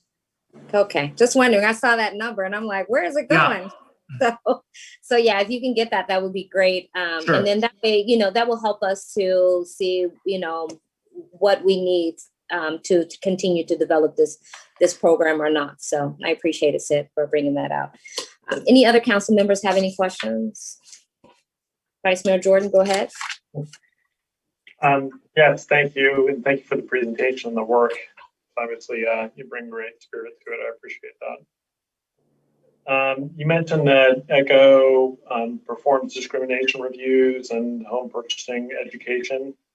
I don't know that that's part of your contract with Albany or not. So I was wondering if you could just, okay, thanks. No, it's not, but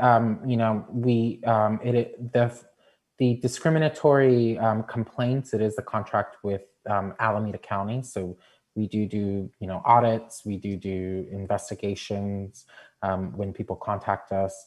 And then for the home buying program, it is open to anybody in Alameda County. So we don't ever say we can only allocate 5 people for Albany. So when we do advertise, it's, if you live in the county, then you can register for that program. And you may not be able to say much about this, but have you done discrimination investigations in Albany, or you ECHO writ larger? Yeah, so we do. So I'm that specific in terms of the numbers, I would have to refer to the Fair Housing Coordinator. However, we do random audits throughout the county. So obviously Albany is one that is a city in Alameda County. So we do those. And then we do provide our reports to Alameda County. So you guys, anyone can always request that through the county. We do random audits through the year, but then we do a large systemic audit where we kind of just have our fair housing staff kind of do a whole compliance at the end of the fiscal quarter just to ensure whether or not people are compliant. We usually do a testing. We have testers that go to the sites and they test. So it is a kind of a big grand event for us because it does require that we train testers to kind of go out onto these properties. And, given the pandemic, it's kind of been changing a little bit, but we are trying to continue to do at least random audits throughout the county. Thank you. That's really interesting. I presume there's some reports that are generated by that. Given that presumption, and I don't know, do those reports report out by jurisdiction within the county results? In other words, can we find out how Albany's doing relative to the universe of other jurisdictions? That I would have to get back with you, sir. I don't know exactly if it's, I presume that it is per jurisdiction. So I know that we do one big report for Alameda County. And I think that we kind of outline what properties we've tested and what jurisdictions within Alameda County, but I would have to confirm with that. But we do provide a copy of the report to Alameda County per our contract. Thank you. Yeah, it'd be great if we can, sorry. Yeah, it'd be great if we can get that just to see how we fare as a city. Again, we just want to make sure that, we iron out anything that we need on our end to make sure that everything is taken care of. So thank you, Vice Mayor Jordan, for those questions. I'll go ahead and open up to the public. See if there's any public comment. Looks like we have 4 hands up. Let's get this to 2 minutes, please, Ann. Oh, hi, good evening, Anne. I forgot to mention hello earlier. I apologize. I don't really see you back there anymore. I used to see you by the microphone. I mean, you were hard to miss right up there by the, by the podium. Hey, everybody. So I'd like to use my public comment here to congratulate ECHO on their presentation. Very well said. I have a couple questions. Is that presentation that you just did on ECHO, is that presentation available to do a presentation at the SEJC meeting during presentations on the agenda? I'm just not sure how to keep the community informed with ECHO's presentations. If it'd be nice to get ECHO doing a presentation at the SEJC meeting. There's members of the public there that might be curious that might not be at this council meeting to hear this presentation. That'd be more a way to diverse and let everybody know if it's had a Social and Economic Justice Commission meeting. Also, it's great, yeah, the landlords are notified. I kept hearing the landlords are notified when they get a business license and all this, but like, my suggestion is, hey, Commissioner, Council Member, Vice Mayor Jordan, you're really good at policies. That's one thing I really like about you. Is there a way we could implement a policy to when signing the lease, there's some sort of information about this housing rent review policy included in the lease? That way, there's no miscommunication. I mean, in every single lease, this housing thing is in the lease and both people sign and everybody knows right away. That'd be a great policy to implement. That way everybody's on the same page. Literally, no pun intended, right? Everybody on the same page. Hey, so keep up the good work, everybody. That's my positive suggestion. Maybe incorporate that in the policy, Mr. Jordan. Yeah, definitely notify the tenants. Thank you. Thank you, Jeremiah. Next. Hi, this is Judy Kerr. I want to thank Mr. Torres and Sid Schoenfeld for the presentation. But I want to sort of change the focus a little bit and maybe ask Mr. Torres if he has any experience in the concern that I have. In my somewhat unscientific and random walks about the neighborhood, I'm aware that there are properties within the city of Albany, residential properties that are vacant. And these are long-standing, long-held properties that are probably paying minimal property tax, but they simply remain vacant. In my experience working with the Albany Cares program, I'm acutely aware that one of the most urgent issues that we face in the city of Albany is availability of housing. And it occurs to me that ECHO Housing may have some recommendations or some experience with regard to policies that could be implemented within our city that would enhance the availability of housing and eliminate this issue of vacant residential properties. So, Mr. Torres, I don't know if you're free to answer my question or whether this simply is something, a recommendation from the public, but I would really like to see the city address the availability of housing and the issue of vacant residential properties within the city through some sort of policy measure. Thanks. Thank you, Judy, for your comment. Next, please.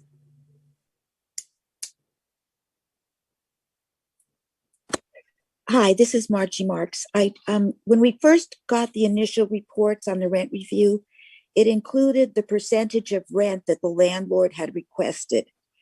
And I think Sid was the first one that gave that report to when I was on the SEJC. And it was very helpful to see that amount. I mean, we know it's more than 5% if it's in the rent review system, but I would like to see that on the reports. For the 11 cases that were in the system, what was the amount of rent that was asked for from the landlord?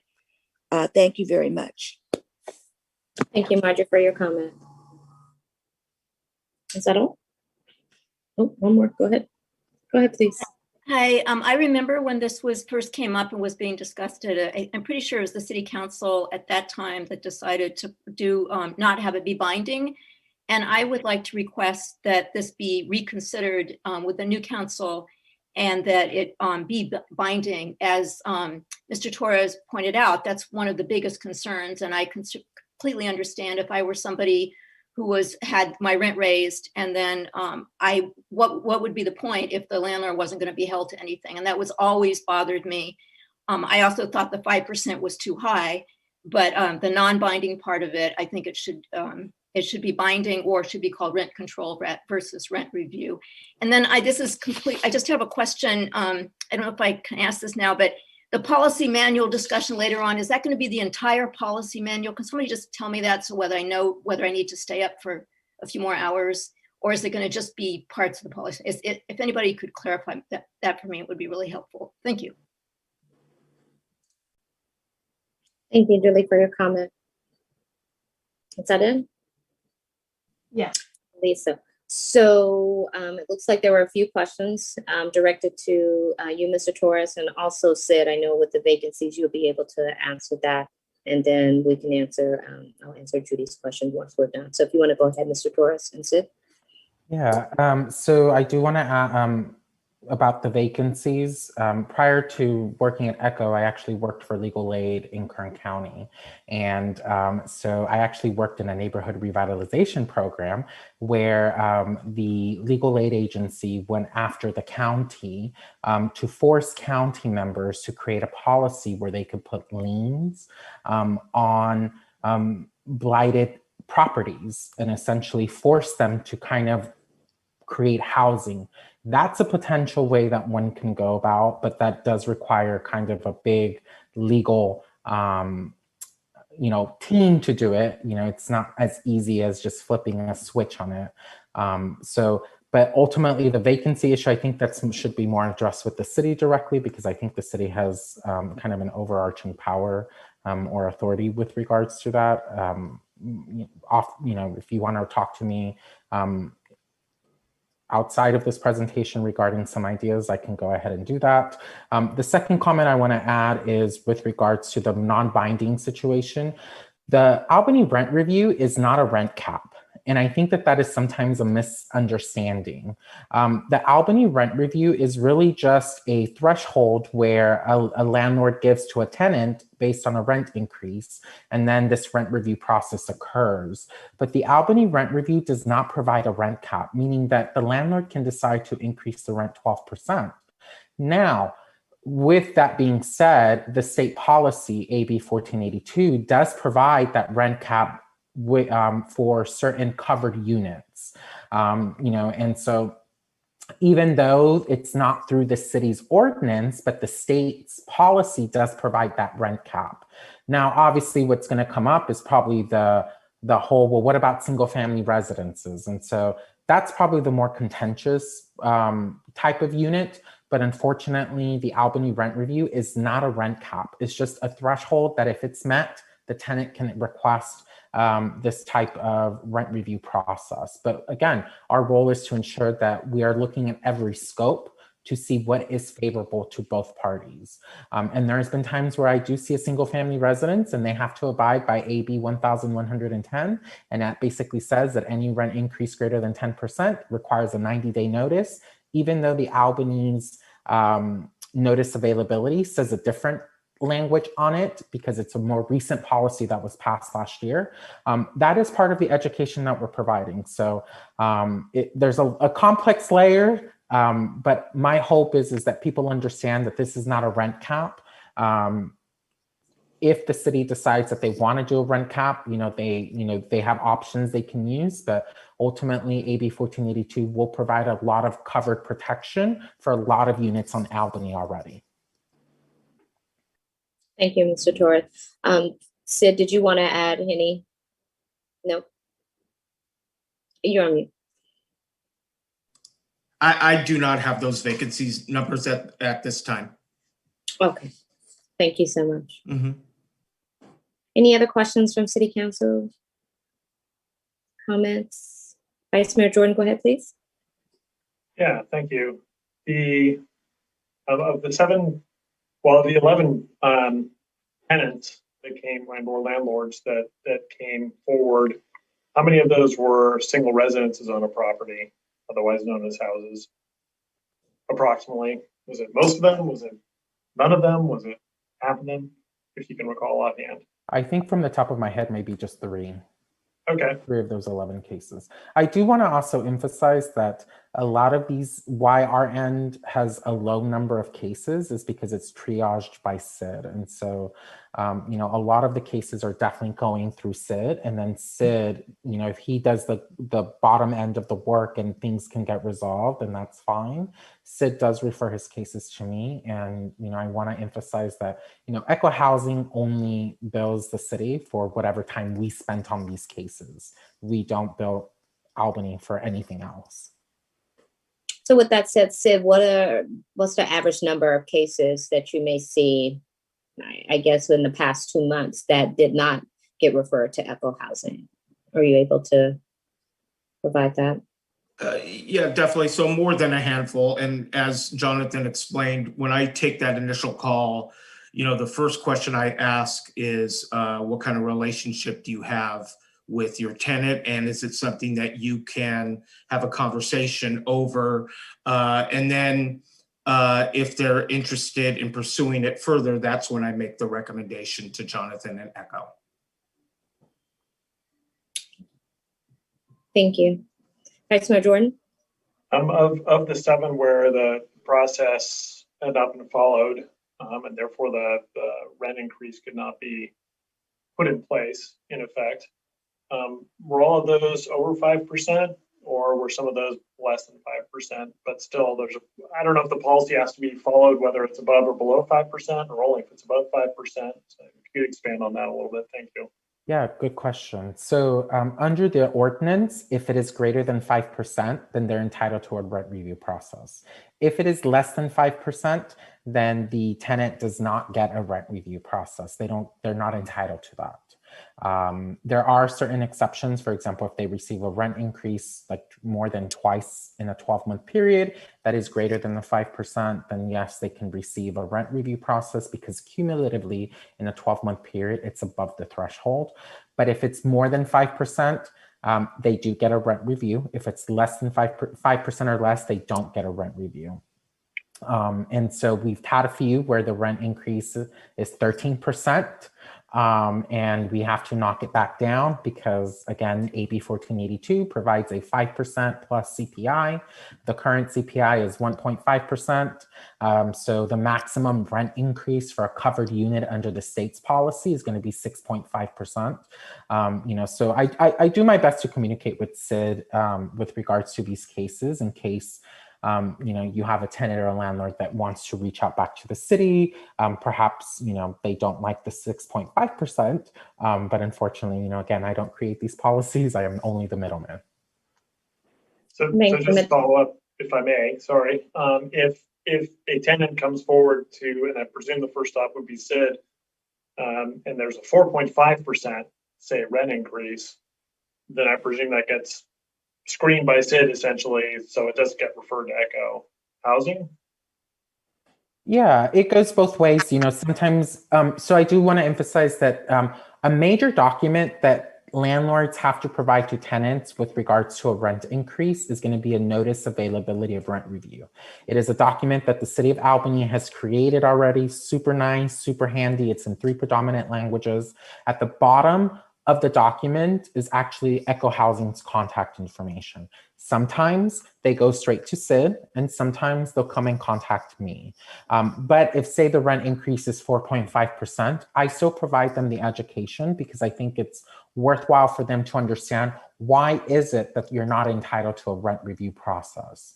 And so even though they might not be entitled to it, my hope is that they're empowered in knowing the knowledge that if in the future they were to get a rent increase, this is what you can do to protect yourself. Thank you.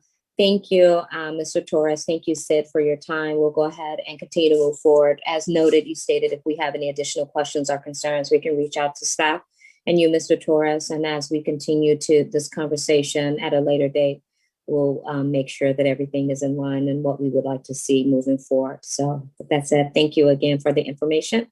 We'll go ahead and, before I move, Judy had a question about the policies, 11.1. I will try to get through as many as we can, but we still have some unfinished business with the agenda that we need to finalize. And again, I can't give you a time, but we will try to break them down as much as possible and get through as many as we can.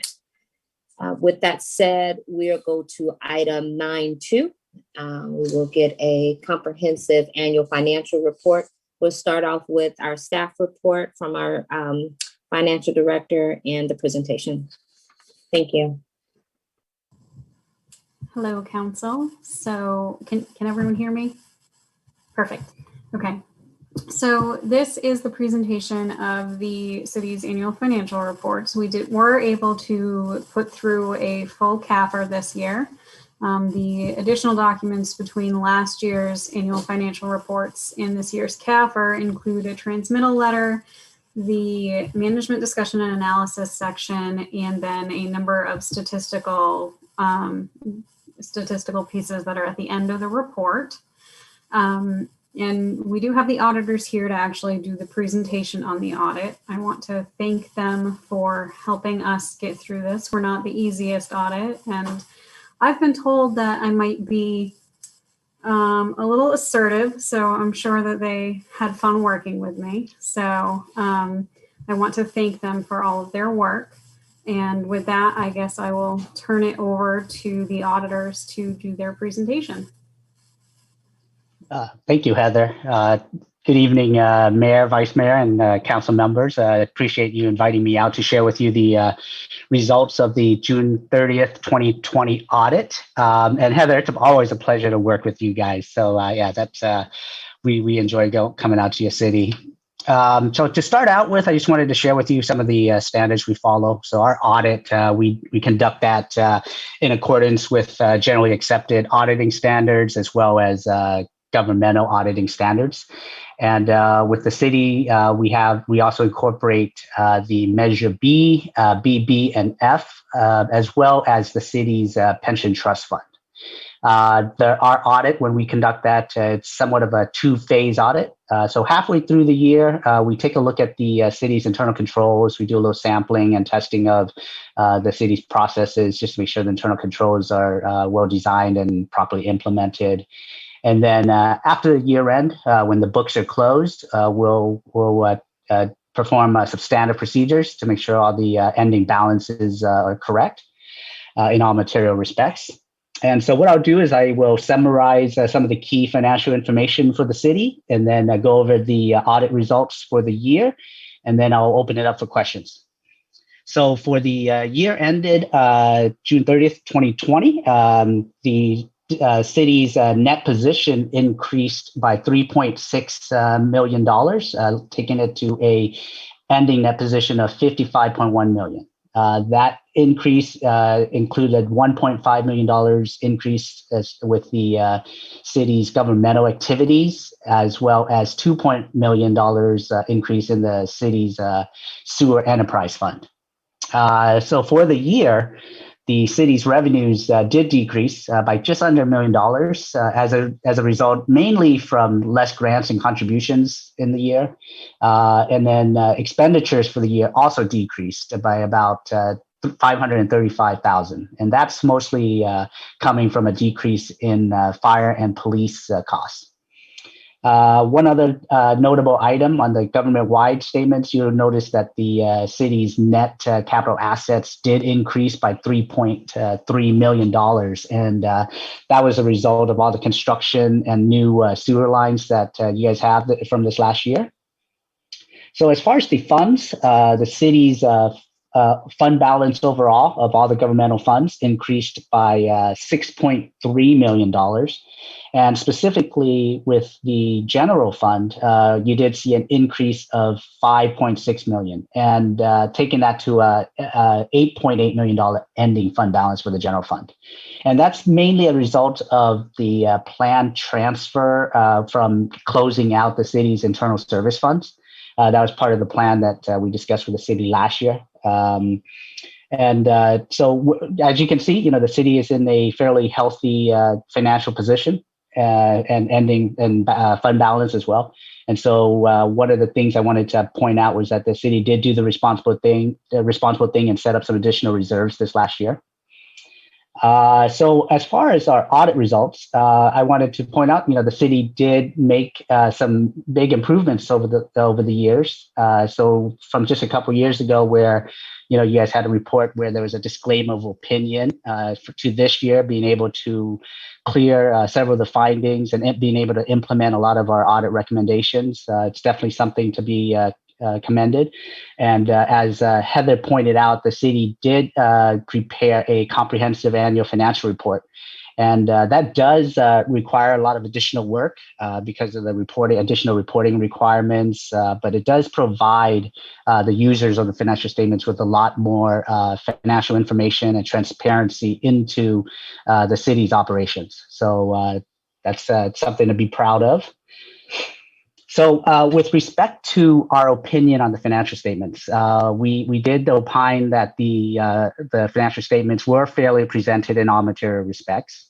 And in regards to our report on internal controls, we did, however, identify deficiencies that we consider to be significant deficiencies, as well as material weaknesses. However, I won't go through all the findings. I just wanted to highlight some of the ones that the city was able to clear from the year before and implement as far as our recommendations. So the city did improve on its grant tracking, which was one of the findings from last year, as well as being able to improve on the city's internal controls related to its disbursement process and its cash receipts process. And it did implement our recommendation regarding the internal service funds, and the city ended up closing the internal service funds, which removed a lot of the issues that were associated with using those funds.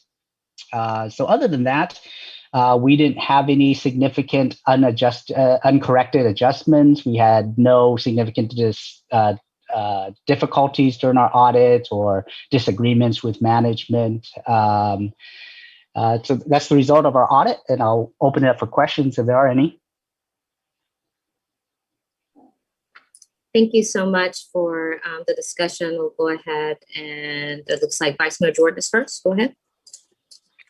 Yes, thank you. Thank you very much. And thanks for the hard work all around on the CAFR, as it's called.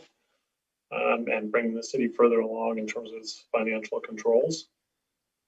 If I understood correctly, which I may well not have, I think that the findings from this year that are unresolved are repeats from last year. I don't think there were new findings, and the list of findings from last year has essentially the things that are unresolved has actually gotten shorter because some of those findings have been resolved over the last year. Is that an accurate characterization or understanding on my part? Yes, that is correct. Yeah.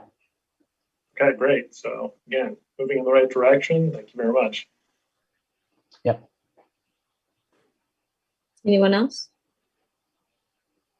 Councilmember Nason, go ahead. Yeah, I first want to congratulate Heather and Nicole and thank our auditors for this progress. It's wonderful to have a CAFR. This is the first year for which we've had a CAFR in several years, and it seems that we're making progress. We have fewer findings, and although we're not quite timely, we're comparatively timely to our history. I think at one point I went back and I looked, and it looked like we've really only done a CAFR by December 31st once in the last many years. I think it was in 2008.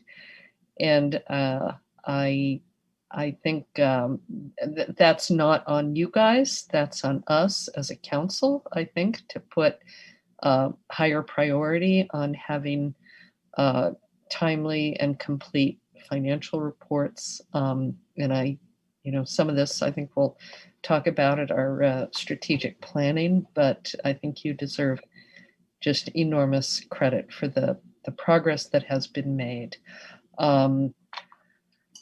I have questions, which I'll not try to go through, detailed anything here. I will reserve those for a meeting with you on another date. There are a few comments that I did want to make. One was with regard to the overview that the transmittal letter and the management discussion and analysis. I'll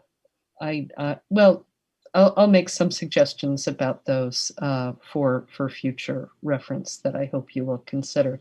I think it might be helpful for the readers of these reports to have a better understanding of what services are provided to Albany residents through the county rather than through the city. So things like the transitional situation of our mental health services, how we obtain and provide the animal care services through the city of Berkeley, not only library, but public health and social services, all the wide range, the whole range of services that the county provides, I think would be helpful. I think it might also be helpful to have something there that talks about the distinction. There's continual confusion amid the public about what the city does versus what the school district does. And, I have joked at times that Albany is really a school district with a little city attached to it, as opposed to a city that happens to host a school district. But I think that having something that explains that relationship could be helpful as well. Some of the things that we're going to need to understand going forward, I think probably the most frequent question that I get as a council member about the city's finances is just how reliant are we on Golden Gate Fields?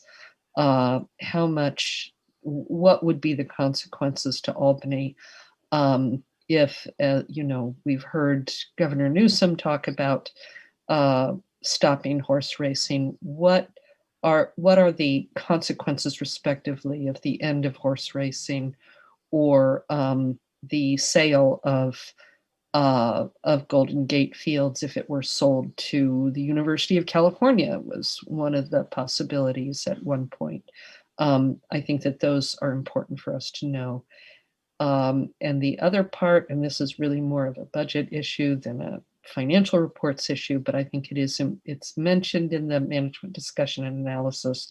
There's some really good indications about what we're going to get in the future. Long-term planning is going to be enormously important. And those are I'll have some more detailed questions for you, but those are my overall comments on what we've received. Thank you.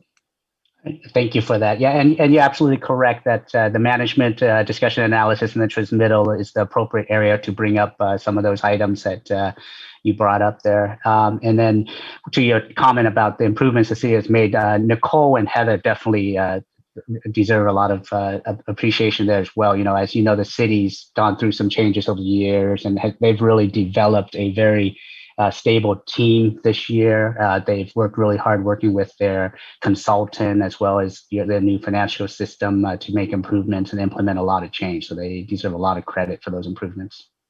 Thank you. Is there anyone else? All right, I will go ahead and look at public comment.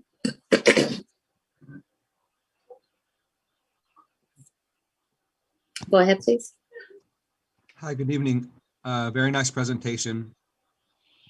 So I was just wondering when the next presentation will be again on the cities, on this exact same thing. Is it going to be 1 year from now on the same date as in mid-February?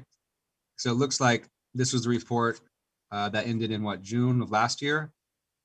I just don't know what's taken so long to get all this information.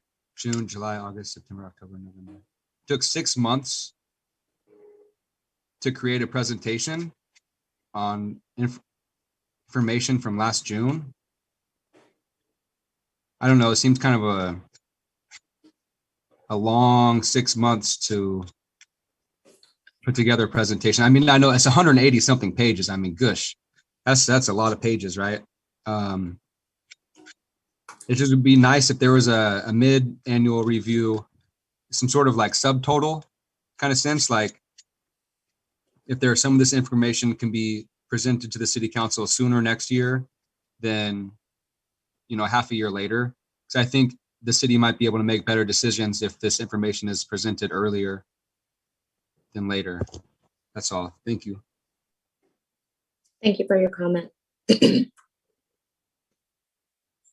there any else? I think that was it. That's it. All right. Any other questions or comments from council? Councilmember McQuaid, go ahead.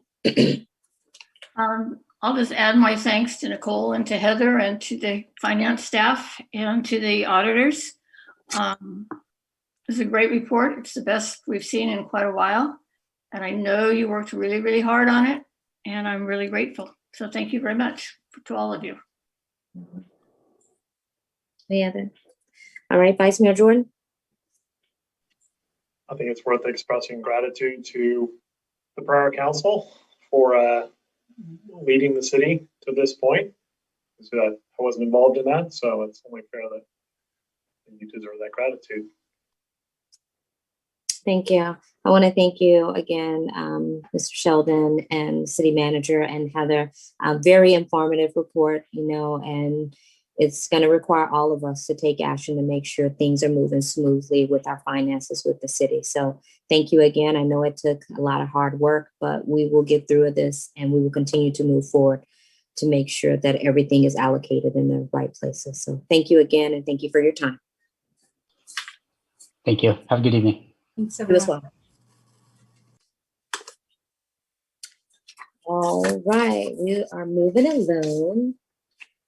Now we're at, sorry, item 10. Oh, I'm sorry, Vice Mayor Jordan, go ahead. I'm sorry. Yeah, I thought I would respond to the community member that asked about regular financial reporting. And I know very little about this, but I know that we got an update on sort of the current financial situation at our last meeting. So I just wanted to put that out there, and maybe the city manager and or the finance director can sort of describe the rhythm of reporting to the council and to the public.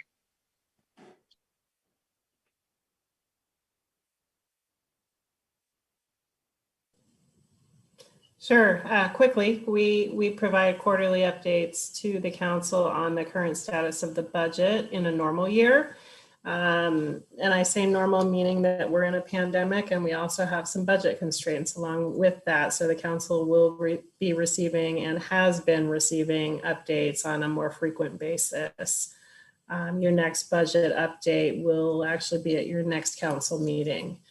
We had hoped to get it on this agenda, but as you see, this agenda is a little heavy as it is. So your next conversation on budget will occur as part of your March 1st agenda. Thank you, City Manager. All right, now we're ready to move on to our public hearing.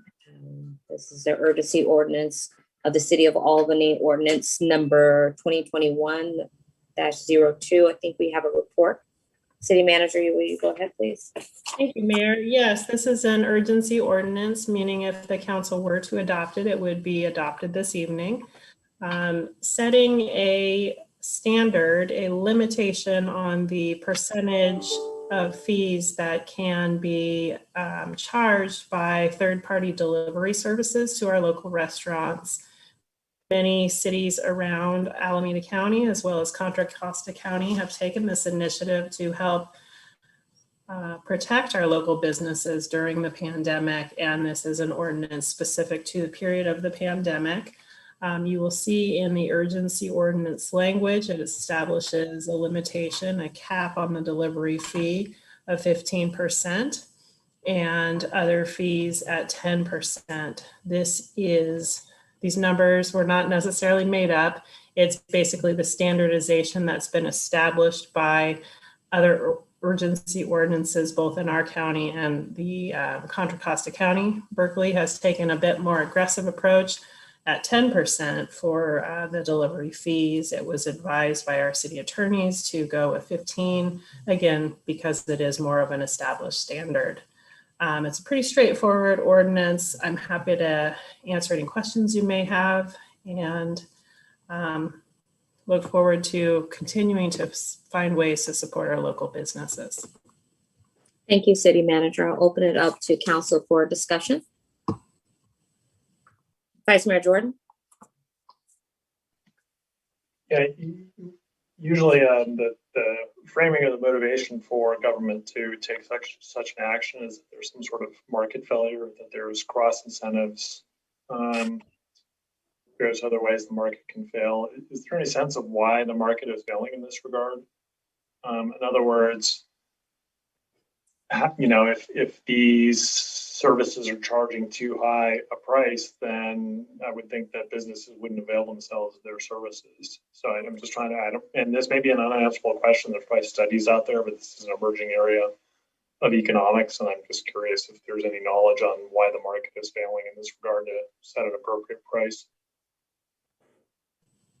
It's a great question, and I don't know that the theories have been necessarily affirmed. The sense that I get from other jurisdictions is that those local businesses are actually asking for help because they need that third-party delivery service to help them stay afloat, since they, at different variations of the stay-at-home orders, have either had to close their businesses almost entirely or been forced to just delivery and takeout.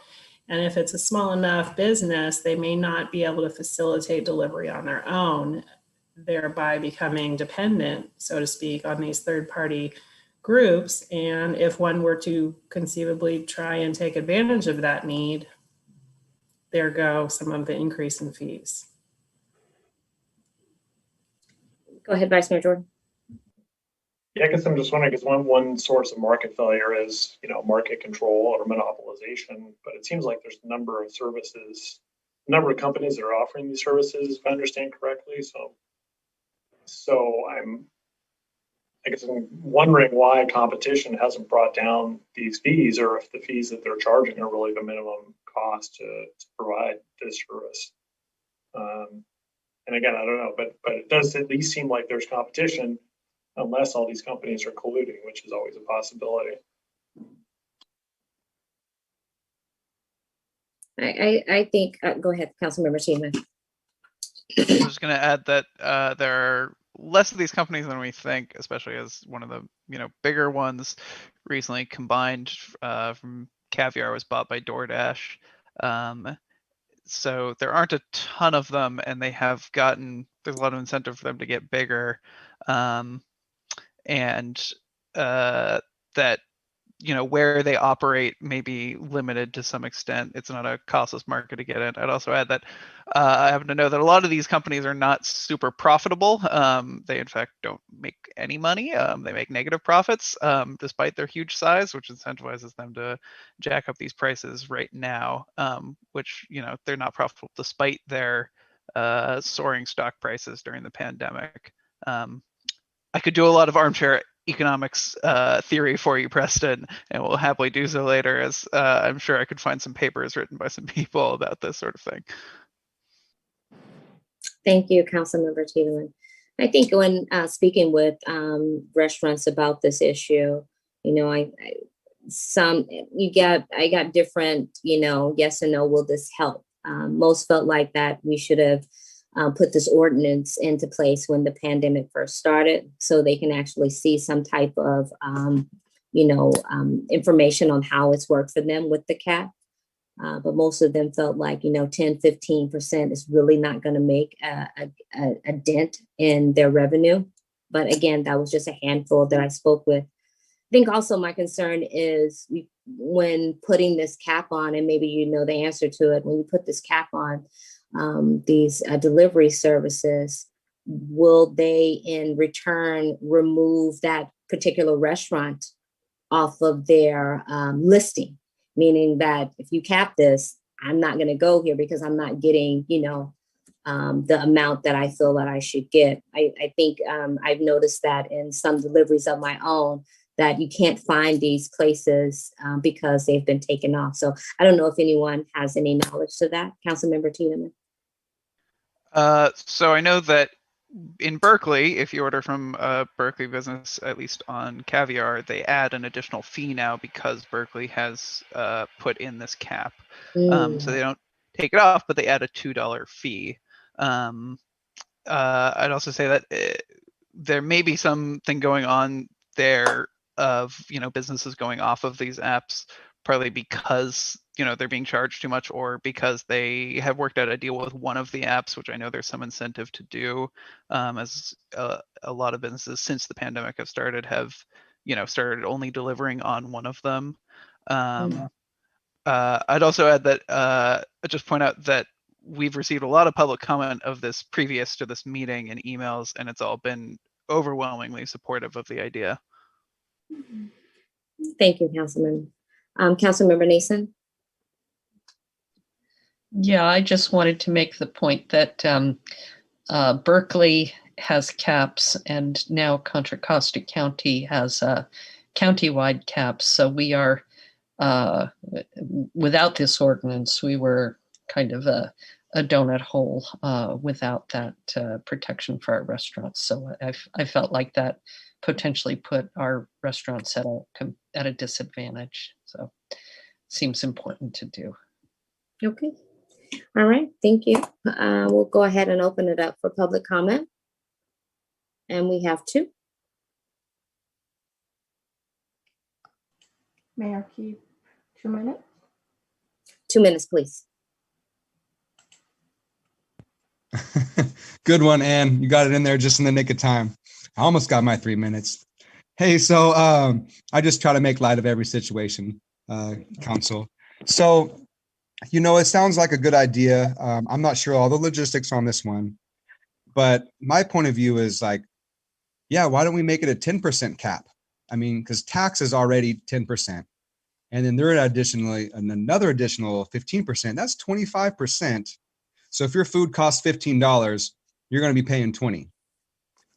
Tax plus 15%, that's 25%, right? So I almost like the $2 standard charge, like in Berkeley you're talking about, Councilmember Tiedemann, because if your food is over $30 or more, or $40, let's say you order a deep dish round table at Zachary's, there's $40, so that $2 actually, it's pretty good. The more money you spend, it's kind of nice having that $2 flat fee in a way. If, the market cap is only, I would say 10%. See, the other thing is, I'm not sure who we're trying to help, right? Because where does that 15% go? Does it actually go directly to the delivery person? Because they're out there working, they're making money, they're trying to afford their rent, right? So it's good that these workers making these deliveries got to pay for gas. They got to pay for gas and all this. So is that 15% going to a good person who deserves it? Because if it's going to the company, I don't really know. I think we should put a cap 10% or something, and that money should go directly to the delivery driver, because we're all trying to make it, right? There's a lot of delivery drivers these days, and they're just trying to make an honest buck. So if it's going to the delivery driver, that's great and wonderful. But if the money's going to these companies, I don't know about that one. So yeah, tough decision.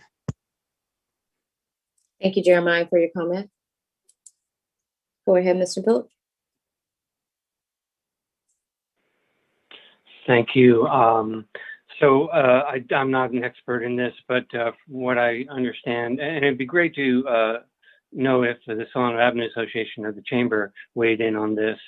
But from what I understand, the restaurants are desperate for the business, since many of them are down to 50% of their normal business, 25%, even less of their normal business. So they need to find any way they can to bring in business. And one of the ways is to use these delivery companies, and the delivery companies may be taking advantage of that, desperation, if you want to call it that, to charge higher fees. So I think that might, if that helps the conversation at all, that's my understanding. Thanks. Thank you, Mr. Pills, for your comment. All right, I'll bring it back to council for discussion. Member, oh, I'm sorry, I didn't see that. Must have jumped on. Oh, go ahead. Jennifer, please. Hi, yes, actually, thank you for that comment, Nick. We actually have opposing sides to this topic from all businesses on the avenue. Some feel in support of it, as others feel in its limitations and could potentially hurt business in another way. So we actually need to investigate this matter a little bit further for all of our businesses to make sure that we understand how it impacts each and every business. Thank you, Jennifer, for your comment. All right, let me check one more time. Make sure I didn't miss anything. All right, I'll go ahead and bring it to council. Councilmember Tiedemann, your hand is up. Thank you. And thanks, Jennifer, for chiming in. I was just double checking because we had received a email from the Solano Avenue Association about this, where they mentioned how high those fees could be of 30%. Did not quite take a position. I just wanted to ask, and also thank the staff for bringing this forward. As you preempted me, I was on the cusp of emailing you saying, can we do this, when I saw News Berkeley lowering it, and you beat me to it of getting it on the agenda. So thank you. But I wanted to ask, on the subject of doing 10 or 15% for delivery, is that just a measure of risk we are willing to take on this? Maybe I can jump in. We felt more comfortable with the 15% and 10% that's proposed, because we're not aware of any challenges to those numbers. And that has been what I'll call more of the standard. We also, I want to note, include credit card fees in that amount, which I think Berkeley does not include. So that's a little bit of the balancing act. So yes, it is a risk tolerance. And I think also, to get to Vice Mayor Jordan's point, we're not really sure how much, and I think your point as well, Councilmember Tiedemann, we're not really sure how much the cost of services to provide this function. So if you keep reducing that threshold, we were a little bit more concerned about how that may play out. So with that said, City Attorney, do we want to do more research on this before we implement, or we just, we're comfortable with what's proposed. Okay. If the council wanted to move forward. All right. Any other questions, comments, or do I have a motion? Councilmember Nace. I would move the proposal. Seconded. Who seconds? It looks like Councilmember McQuaid beat you. Councilmember Tiedemann, all right. Go ahead for a vote. Councilmember McQuaid? Yes. Councilmember Nason? Yes. Councilmember Tiedemann? Yes. Vice Mayor Jordan? Yes. Mayor Gary? Yes. The motion carries. Thank you. All right, moving right along, we are at unfinished business, item 1111-1, city policy review. Staff, city manager, did you want to do a recommendation or report? Just a continuation from your last conversation on this item, a reminder that you moved item 5.9 down to review the agenda order again. Otherwise, really no additional information from staff. All right, thank you, city manager. All right, so we'll go ahead, and before we get to the agenda, is there anything that we would like to review regarding the meetings on page 4 and page 5?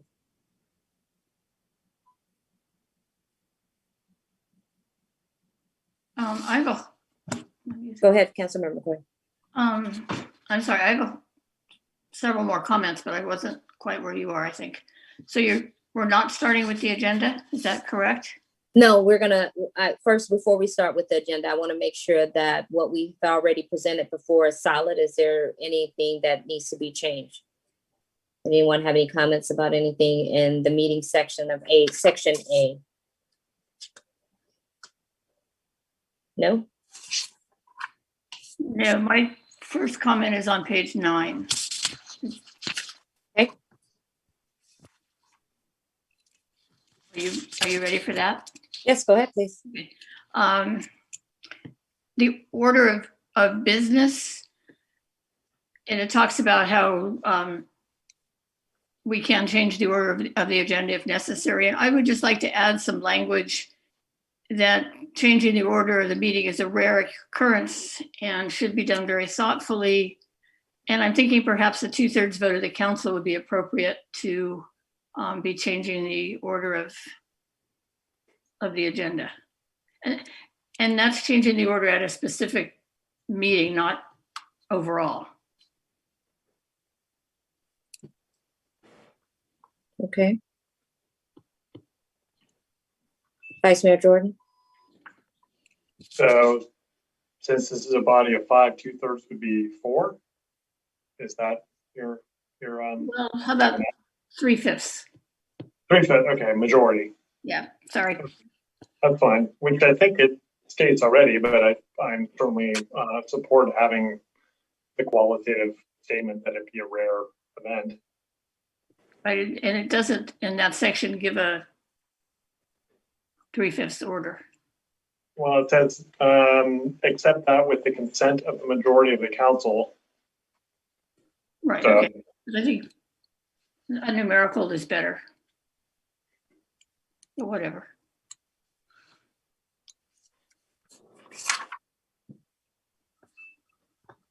Okay, anyone else? I mean, Vice Mayor Jordan, I'm sorry, go ahead. yeah, maybe to your intent, which my understanding may be incorrect. Maybe it should be on a motion, because right now it's sort of the way it's happened is kind of more casual on consent. Maybe we want to actually have it require a motion, like extending the meeting, so there's absolute clarity about it. If we're going to change the order, would that go more to your intent, Councilmember McQuaid? I think that's fine. Okay, so yeah, maybe that can be updated or upgraded to require a motion to change the order of the agenda.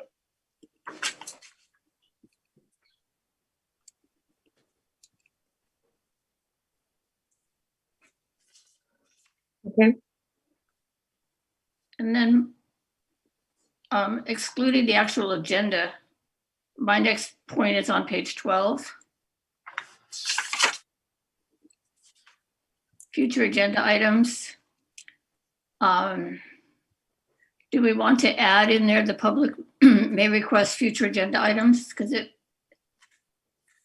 refers to council members and city manager, but it doesn't mention the public.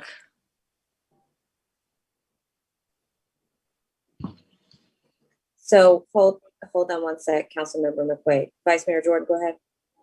I would just agree with supporting that. I've seen over the years that advisory bodies, for instance, have said no public comment will be taken on this item, which is not in accord with the Brown Act and not in accord with my desire anyway. I think comments should be, the public should be able to bring forward items at that time. All right. Okay. So before we go forward, I want to back up a little bit. Just want to make sure that we're covering 10 at a time. So I know at the previous meeting, we had a question about language in 8.8, where it says the city manager shall be granted discretion to act on matters related to city council during the course of said recess period. I don't know if we officially agreed to that. I know there was comment about the wording in this, whether to keep it or take it out. I believe that, we give our city manager so many duties, I think during the recess period. We shouldn't put this upon her to take up this matter as an extra duty. It would be my understanding that we can designate an alternative person to take care of this, but I don't know where we landed on this. So I just want to make sure that we have an understanding on where to move forward before we get into the agenda. I thought we left it as is. Okay, is that an agreement? Councilmember Tiedemann? Yes. Vice Mayor Jordan? I think Vice Mayor Jordan had asked a couple of questions, but I just want to make sure that it was cleared up and it was clarified and you were in agreement with that. Yeah, I'm not thrilled with it, but if it's the sense of the council to leave it, then I'm happy to go with the sense of the council. I think it's just so wide open. There's no litmus test. So. Okay. All right, we'll go ahead and move to the agenda. Let's start working on that before we getting into any deeper. So Preston, Vice Mayor Jordan, if you have the document that you can share with us on the agenda so we can get that taken care of before we move forward.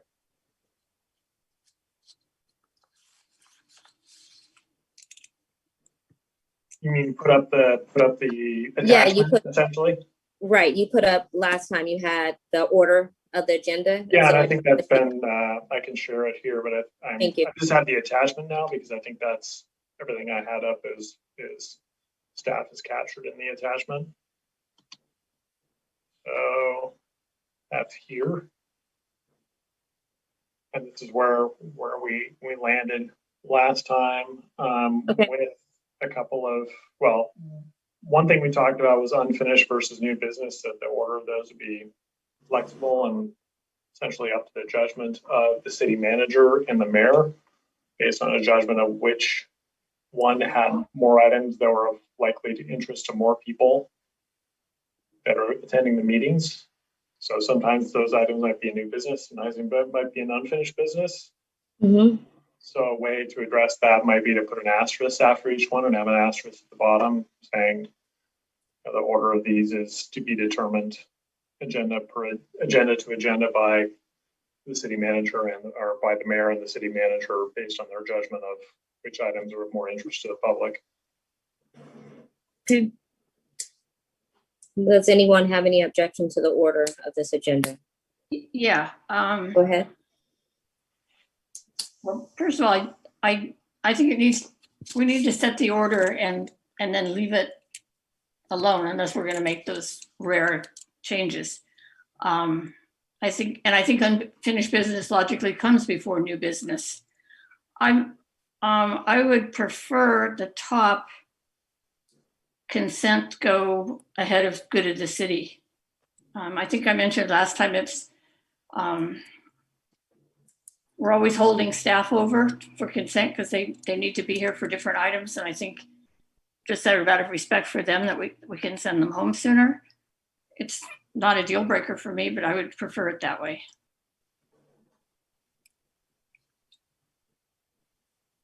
All right, anyone else have any objections to the order or suggestions? My only other suggestion was that item 3, actually 2 more suggestions. Item 3, if any, is a little ambiguous because it could refer to if there's any report, whereas I think it's supposed to refer to if there was any closed session. Mm-hmm. We might change that to if such occurred, or some other such language to make it clear that that's referring to closed session and not report. Okay. And then the other item in the procedures and policies, it provides the opportunity for a mayor statement to occur within the meeting. And I know with the last council, there were frequently mayor statements, understandable given the pandemic, but there's no position on the agenda where that's clearly defined where that will occur. And so it often just happened at the beginning of the meeting, which kind of left me lost as to what was going on as an attendee. So we might want to include a position for the mayor statement specifically on here. But would that be optional for the mayor to make, and then that can be implemented when the city manager and mayor are working on the agenda? Basically state, right after. Yeah, the so go yeah, ahead. so it's a question of, I mean, that for instance, we don't always have public hearings, we don't always have presentations. Right. So if we want to have a set format, then it would follow that. I would say mayor statement, and if there was no mayor statement for that meeting, it would just say, no statement this meeting or something. I don't know. Or you can do it the other way. I don't know, but there should be plates for it on here, at least for those meetings where there is going to be mayor statement, because it was kind of confusing the way it went down. It seems like we put it in ceremonial, which worked well. How about if we have like 4A could be the mayor's statement if there's one. Yeah. If there is one, there's a better phrase for that. And that will be fine. I wanted to talk about that when we get to that page also. Good solution. Okay. Thank you. All right, anyone else?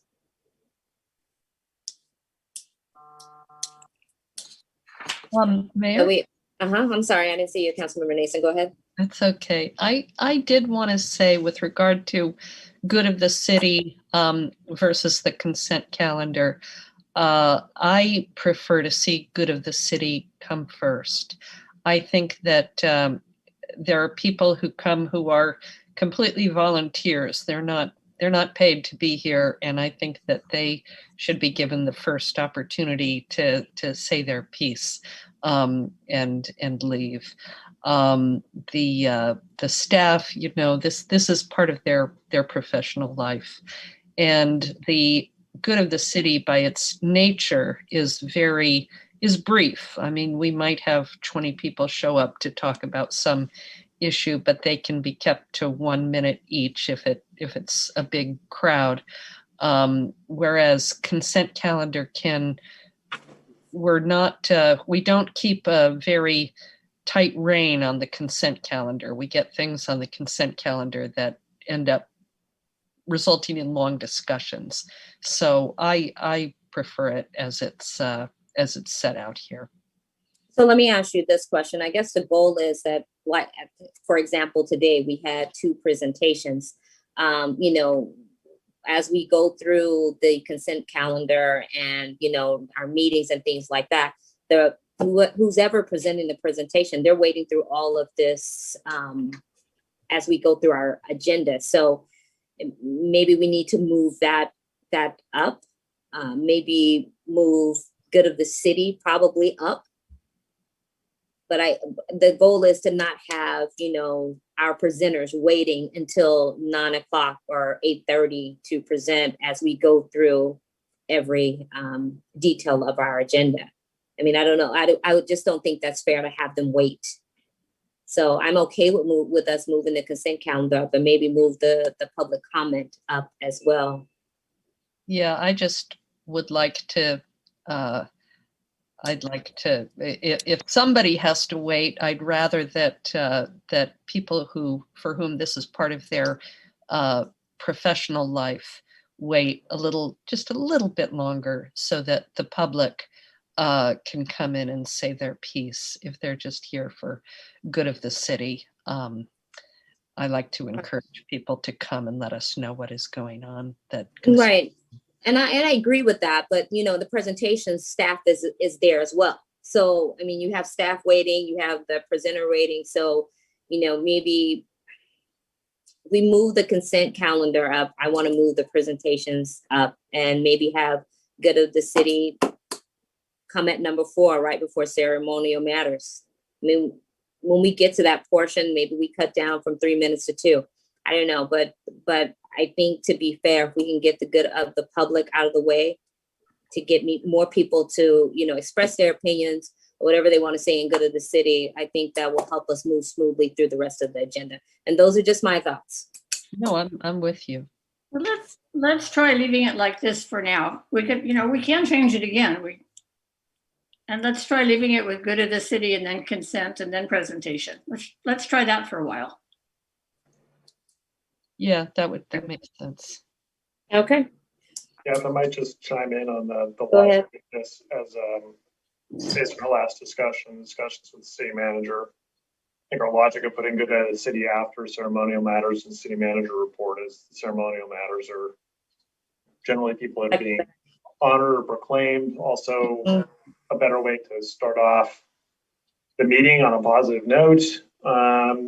I thought of putting consent calendar further down, but the city manager said, well, there's a lot of staff who are waiting in the wings potentially for consent calendar. So if that goes further down, then they all have to wait much longer. So the preference was to have consent higher up. So that was sort of the logic of that order. And while certainly people who are making presentations, even potentially public hearings, are having to wait through all of that, it's fewer people in total than the sum of staff that has to be present for a consent calendar, because that touches on so many different items potentially.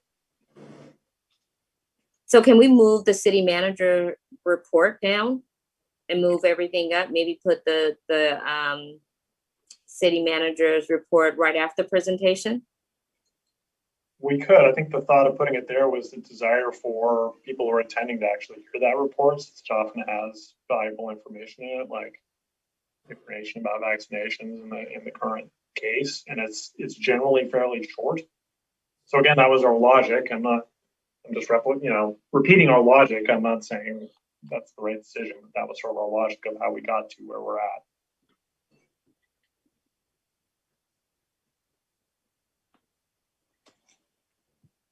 Yeah, I think that makes sense. So let's move the city manager report, and how about after the consent calendar, right before the presentation, because it is normally short. Our city manager goes through whatever's going on through the city, and then we can jump right into presentations. Then that way we can attack good of the city, consent calendar, city manager's report, and then presentations. So that should flow fairly nice.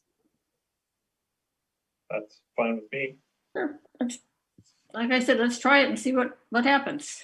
All right. All right. All right, Preston, you can, Vice Mayor Jordan, you can remove the. Sure. Sorry.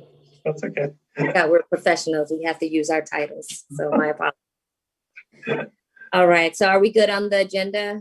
City manager, do we need to clarify anything or for you and staff?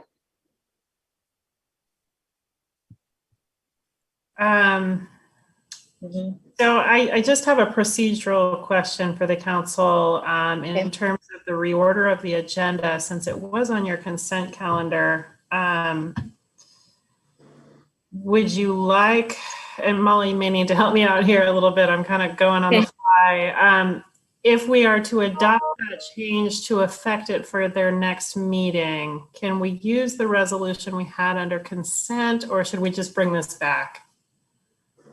My recollection, I need to pull it up, was that it had the order, right? So I think we can, if the council, when the time is right, approves that resolution as amended to match the order that was just discussed, it could be done tonight. Okay.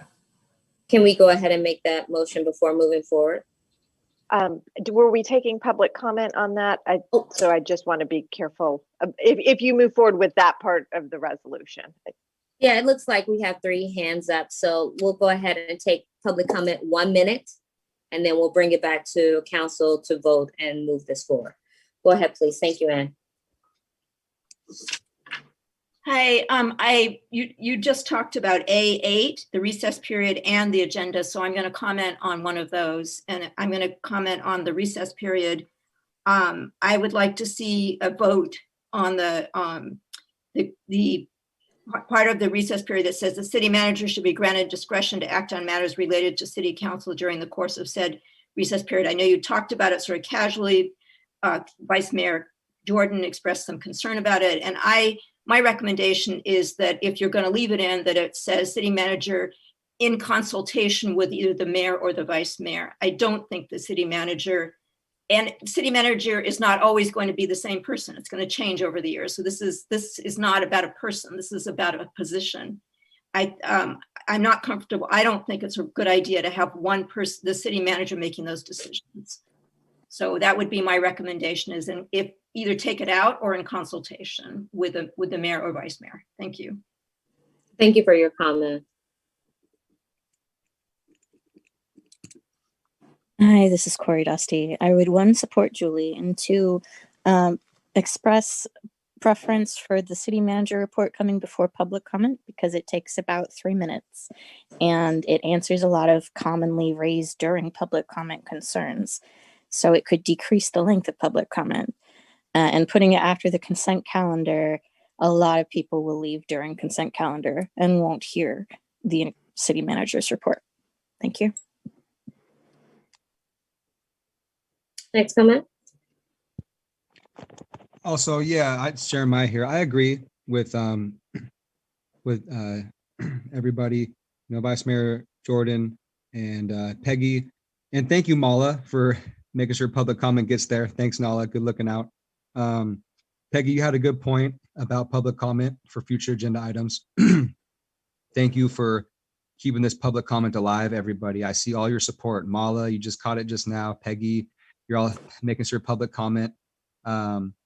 You know, it's true. I think the presentation for this from the city manager, her report should go up number one, because I'm not number one, but yes, it's all a lot of good information, and public comment up there as soon as we can, so that way people could say, hey, it's 7 o'clock, meeting starts, made my public comment at 7:05. Also, how are you going to let the public know that you change the city council meeting time? What's the city council's outreach on changing the time to the city council? Thanks. Thank you, Jeremiah. All right, it looks like there's no additional public comment. I'll bring it back to the city council. Anyone want to speak on the comments that were made? Go ahead, Vice Mayor Jordan. I think with comment from the public about keeping the city manager report at position 5, and the point that having the city manager report right there might actually help in terms of good to the city and reduce comments and questions at that point in time. Okay. That's a good point. So I'd prefer to keep it there. Okay. There's still the open question of the order of unfinished business and new business. I've seen new business before unfinished business on advisory body meetings. I've seen it before that way at city council. I really think it depends on the issue. You know, what is the issue that most people are interested in? There's no rule as to which of those it's going to be. I think in the interest of serving the community, it's better to have whichever one has more interest go first. So I'm still interested in having the order of those two flexible based on the judgment. All right. Any other additional questions, comments? Councilmember Tiedemann, go ahead. I just agree with Councilmember Jordan, Vice Mayor Jordan, on the city manager's report. I think that was a point of discussion when we discussed this last time, that, you know, we wanted to keep people around, a lot of whom leave after public comment or go to the city to hear that report. So keeping it where it was in the original resolution seems like a good idea for now. As Councilmember McQuaid has mentioned, we can always change this in the future. Karen? If everybody's in agreement with that, you want to go ahead and make a motion, or I'm sorry, let me ask, are there any other comments about public comments that were made, or did we want to address anything else before we move for this motion? Vice Mayor Jordan, go ahead. Well, I'll address, since the issue of A-8, what goes on during recess is not a part of this resolution. We can address that, I think, after we take this vote, in order to keep things moving along, but I do want to return to that. Okay, so I'm sorry, so you want to do a vote on A8 with any changes, or? No, I want to discuss that. So we have a resolution that's already framed that deals with the start time and deals with the agenda. And so I just want to put a bookmark in. After we deal with that, I want to come back to A-8. Okay. All right, go ahead. So I will move sorry, go ahead. Do you want to? Councilmember Tiedemann, go ahead. I didn't mean to stop you there. So I would move that we vote on resolution 5-9, essentially. Okay. Can I offer the friendly amendment of the unfinished new business order being flexible based on mayoral and city manager judgment? I'm okay with that. I will second that motion. I'm really opposed to that. I think it needs to be a little bit more solid. I think it's Exactly. unfinished and then finished. So Councilmember Tiedemann, you want to try to put your motion in a little bit better? Just clarify a little bit more. Okay, I will move that we vote on resolution 5-9 as written for now. You need to clarify what we're voting on. Right. Item 5-9, which is the resolution on the taking away the pledge, changing the city council time, and reordering the agenda, correct? That's 5-9, uh-huh. So I'm moving that we vote on that as But then it is written currently. Okay. And Vice Mayor Jordan, I think you added something to that or no? Well, Okay. he doesn't accept the amendment, which is fine. Okay. It seems like we would need more discussion on that particular point, and it seems like we have more friendly voices towards trying it as it is and seeing what happens. Sounds good. Anyone seconds that motion as Councilmember Tiedemann has put it?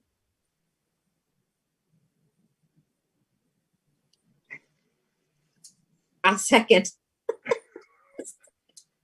Go ahead, roll call. Did you second it, Mayor? I believe that, was I not supposed to? I was just wondering. I thought Oh, it was yeah, I did. I said I second. I'm time sorry. for lack of a second. Okay. Yeah. Councilmember McQuaid, I'm voting no. I'm not in favor of removing the pledge, and for that reason, I'm voting no. Councilmember Nason, I'm voting no for the same reason that Councilmember McQuaid is voting no. Councilmember Tiedemann, Yes. Vice Mayor Jordan, Yes. Mayor Gary. Yes. So the motion carries as same as what's written in the resolution for 5-9. All right. So, can I clarify? The agenda order is as the council adjusted this evening. So we will replace Exhibit A of that resolution. Did we?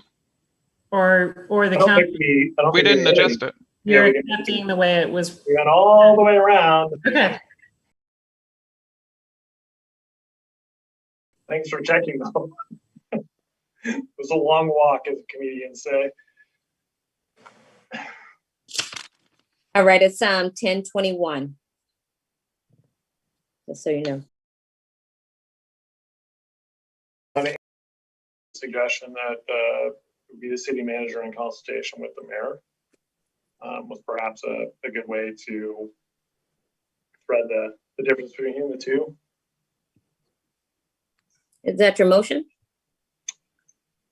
Well, I think I'd be interested in hearing discussion. What other? Oh, okay. Yeah. Is there any discussion from council members regarding this A8? You know, well, first of all, the comment actually was mayor or vice mayor and/or. One of the things about August is a lot of people are gone. You know, like far away. So, you know, I think this is one of those that's not broken, and I understand that city managers come and go, but it's our responsibility to hire a responsible city manager. So I would leave it as it is. Councilmember Tiedemann? Thank you, Councilmember McCoy. I would generally agree with that. You know, I'm not hostile to changing it to have a little bit more specificity, but as we heard last time, this is a clause that, you know, Nicole has said that she basically has never had to utilize. I think it is just there in case of emergency. That is sort of the understanding, and seeing as it is our responsibility to choose a city manager, this essentially goes back to us in choosing someone who's responsible, which I have full confidence in us to do, as I have full confidence in this city manager to, you know, use these powers responsibly. That said, if we feel that we need to change it, then you know, this isn't the hill I need to die on. All right, anyone else? All right, Vice Mayor Jordan, go ahead. I guess my problem is I just don't know what those powers are. You know, it's not elucidated there. So it's so ambiguous, which I don't think is a good state of affairs, to have this level of ambiguity about lines of authority.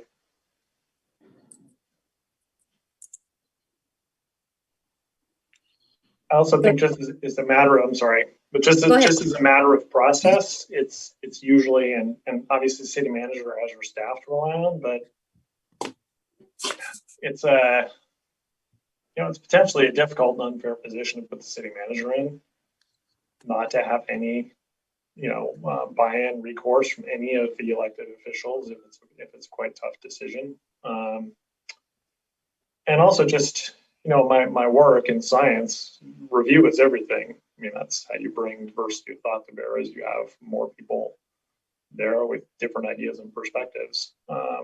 So I think, I am in support of the process that the member of the public put forward. And if it does say in consultation with the mayor or vice mayor, I wasn't trying to put myself in there, that's why I left the vice mayor out. Then that to some extent will be part of the duty of the mayor to recognize that, when there's a recess, they're still potentially on call, like an on-call physician. Thank you, Vice Mayor Jordan, Councilmember McQuaid, and then Councilmember Tiedemann.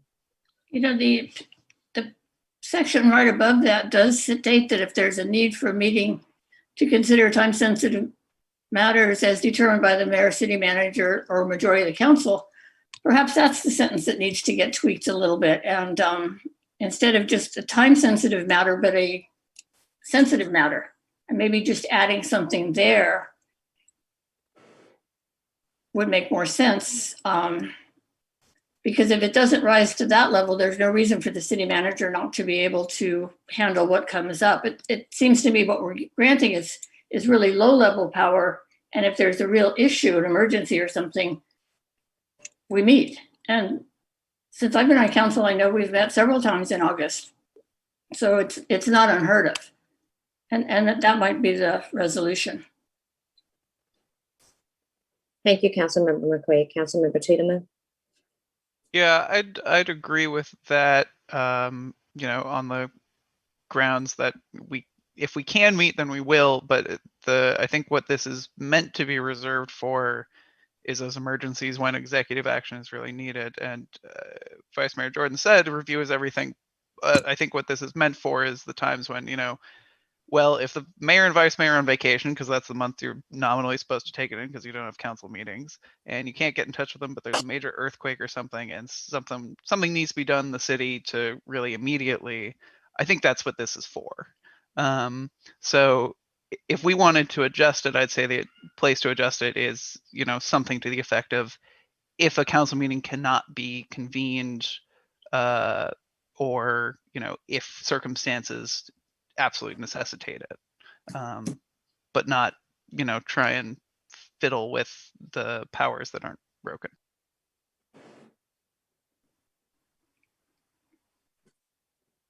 Thank you, Councilmember Tiedemann. Any other discussion? So do we go ahead, Vice Mayor Jordan? I think there was a suggestion that if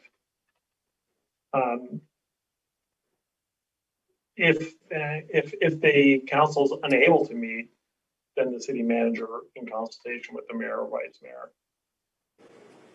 Was I understanding that correct, Councilmember Tiedemann? I would leave off the in consultation with mayor and vice mayor because we have if the unable to meet. I think if the city council is unable to meet is achieving the goal we're going for, as Councilmember McQuaid sort of suggested, if I'm interpreting her correctly.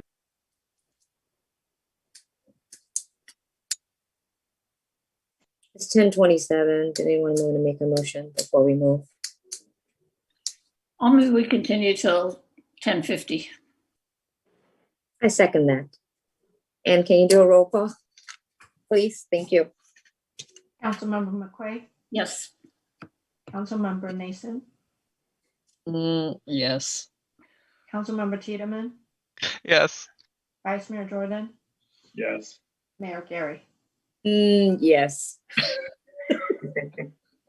In the interest of time, can I suggest we think about this a little bit and wordsmith it and bring this one section back?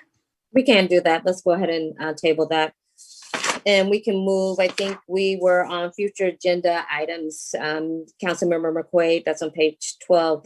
Was there anything else you want to add, or were you okay with what you presented? Adding the public in there, and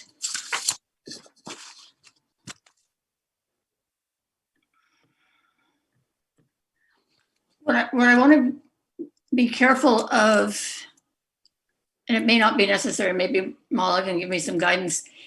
It's a time to request a future agenda item, not to discuss the future agenda item for either the council or the public.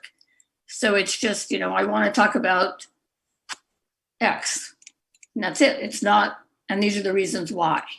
I think it needs to be kind of tightened up a little bit. So maybe adding a little language in there.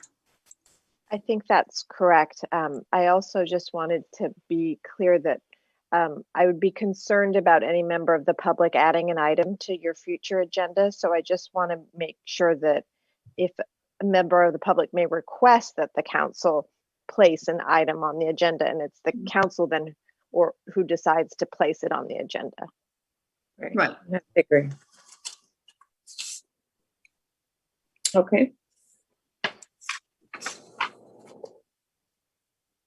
Anything else on that particular item? On future agenda items? All right. We'll go to announcements of city meeting events and conduct of meeting. Any changes? Looks good. I'm sorry, I lost where we are. So we're at C, conduct of meetings, C1, C2, C3, and C4. Which page? Sorry. 13 and 14. Okay, thank you.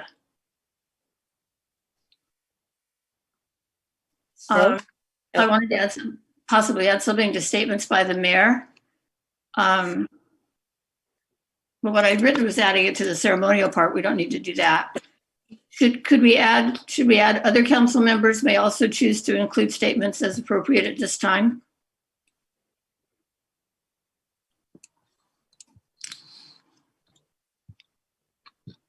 Well,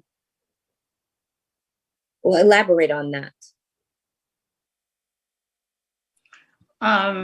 Other council members, if, it seems to me that mayor statements are usually in reaction to something that's happened, either a tragedy or we're celebrating something, or there's something that triggers it. Other council members may also want to express their thoughts on such an item.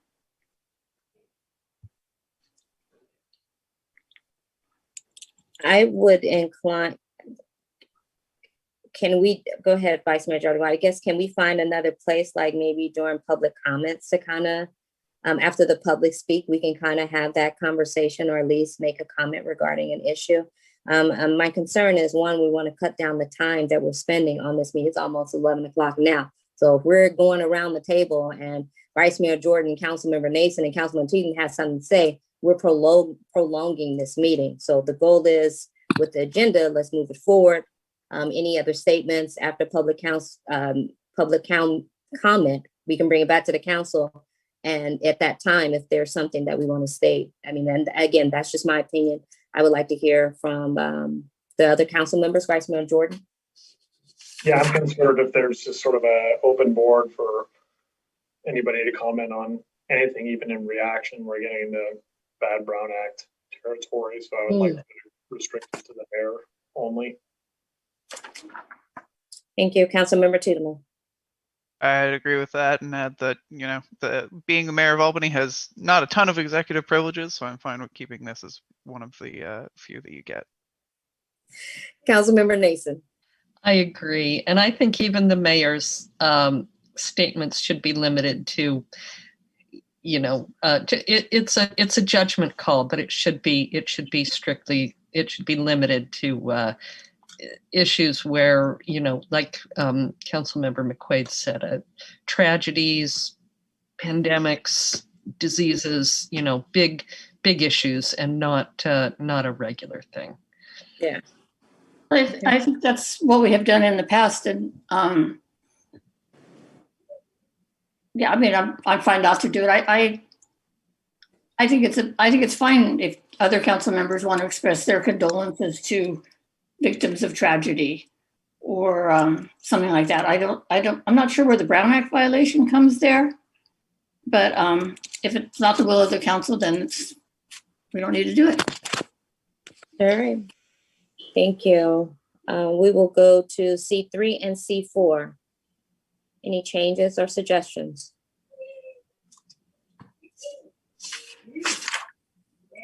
All right, going on page 15, C5, and then letter D, D1 and D2.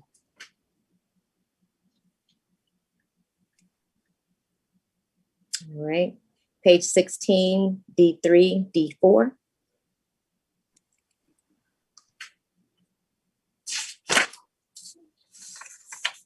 Now we're on page 17 and the letter E, E1, 2, 3, 4, and 5. E6, 7, and 8 on page 18. Page 19, E9. Then letter F, 1, 2, and 3. 4, 5, 6 on page 20. Go ahead, Vice Mayor Jordan. So I'm a little confused. There's this in it's in F6. There is the repeated phrase debatable or amenable, and I don't quite understand what amenable means in that context. Seems like it would be amendable, but I don't know. Maybe I'm just misunderstanding. It's probably not a typo because it's repeated over and over again. So I'm probably misunderstanding what amenable means. Anyone have any comments? City manager? No? Juggling between the two documents. We did have this go through city attorney for review with regard to that word, Mala. I know it was a while ago now, but we did keep that word. I know they have different meanings and purposes. Any insight there? I'm not recalling it. I'm trying to see what my comments, if any, were, but maybe we can come back to that specific issue. And I'll double check if I had any. I think my recollection was that it was a friendly amendment versus something, anyway. Like it's not as debatable in terms of people were comfortable with it by consensus, maybe. Right. That's my thought when I look at that word, but I don't know that it is a defined term, but it seems like Vice Mayor Jordan mentioned it gets used pretty frequently. I mean, I understand debatable, but I just don't understand amenable.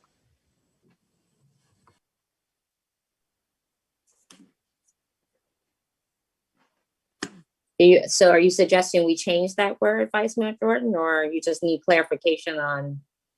Well, I think before we take that precipitous step, maybe the city attorney can bring it back to the council at a future date, because it is repeated. It's clearly not a typo. It's throughout, so it probably has some legal meaning.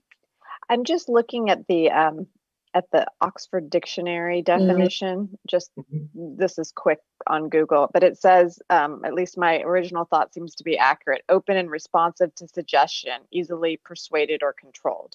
So I do think it may be, again, it's not as debatable, right? Because there's this consensus that it's okay. So it does have a definition. It's not like a legal definition under Black's law, but it does seem to have a meaning. So amenable means like a friendly amendment? It says open and responsive to open and responsive to suggestion, easily persuaded or controlled. I think it's a typo. I think it's debatable or amendable. I'm just using Google to look at Robert's rules. The phrase debatable or amendable is a constantly used phrase. Yeah. Right, that's makes what I more said, sense. Google too. Yeah, so we just need to update that. Yeah, you treat it like a typo, just fix it. Yeah.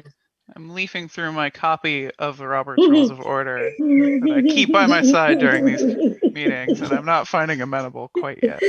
But it's quite a big book. You'll find amendable quite a lot. A nice bedtime All right. reading. It's time All for right, so bed, so folks. we're gonna We need to update wrap it. this up. Yeah. All All good right. things must end. Okay. Let's, Okay. All right, well, All then right. I guess, I don't know if we need a motion. I can move to change that from amenable to amendable. All right, and then if Second. we need that motion to Cindy second, we'll do roll call and then we'll stop right here. And go see if we can finish this on our next agenda. And so we can end this meeting, all right? So you got a Mayor first. Gary, I'm sorry, can I just clarify? We had public comment, but I think it was supposed to be more geared towards the resolution as opposed to the policy as a whole. Right, Yeah, right. so if you are going to kind of cut this and continue it going forward, maybe you want to take public comment on the policy. Right, we will, and I'll just do 1 minute and on public comment. It looks like there's 2 hands up. Go ahead.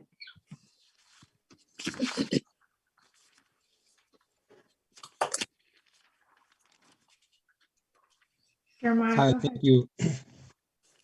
Yeah, so thank you very much. So there's a lot of things going on with this. You know, I've been looking at this, and the council brought up a lot of good suggestions, a lot of good points on this. You know, I hope that in the future, apparently we're going to table this, right? So we can keep talking about this. You know, regarding, I don't know if this is my place to speak about this, but I guess it's a sore subject with some folks, but the Pledge of Allegiance, you know, is there a room for the Pledge of Allegiance or some sort of land acknowledgement in the agenda documents, agenda items 1 through 12 or something? I just think, you know, hey, good for the city, still number 6, presentations, you know, moved up the list, but where would the Pledge of Allegiance or land acknowledgement go in that order? Is that amendable? Is that amendable for the future, for the pledge to come back in some sort of way, or land acknowledgement to come back some sort of way in the agenda? That's all, just a point of interest. Thank you. Thank you for your comment, Jeremiah. Next, please. I just have 2 comments, one on D1 that I tried to find. I'm not quite sure how people right now know that they can address, if they're not online, know that they can address the city council. I'm not quite sure how that information is getting out. And then in D3, it says that the person who speaks may give their name and address, but it really implies that you have to, and people don't know that they don't have to. And I think it would be great if you just add the statement, this is not required, so that people know that they don't have to. And then E8, I think it's E8, that's what I've written down. Is there really an armed law enforcement officer at every in-person city council meeting? There's something that says if the person is disorderly, they'll be removed. So I'm thinking, is there really somebody with a gun standing in that room? I just not clear on that. Thank you. Thank you for your comment, Julie.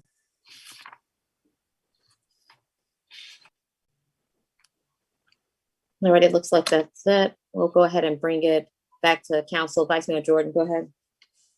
So I move to change amenable to amendable. Seconded. All right, go ahead and call a roll call on it. And Councilmember McCoy, Yes. Councilmember Nason, Yes.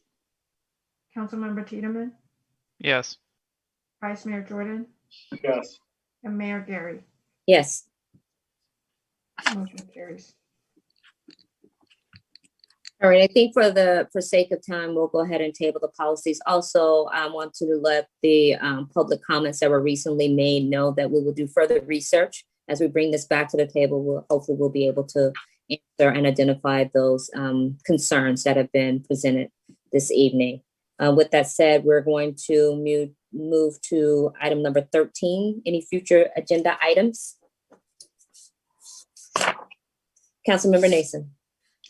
Yeah, I think that today's dissolution of the subcommittee on the waterfront is probably kind of raises the question. We are now years out from having entered into an MOU, which has not, we have not made progress. I think it probably is time to make a decision to fish or cut bait, whatever, either develop a plan for the bulb or whatever else that we have to do. We have $300,000 set aside for an environmental document.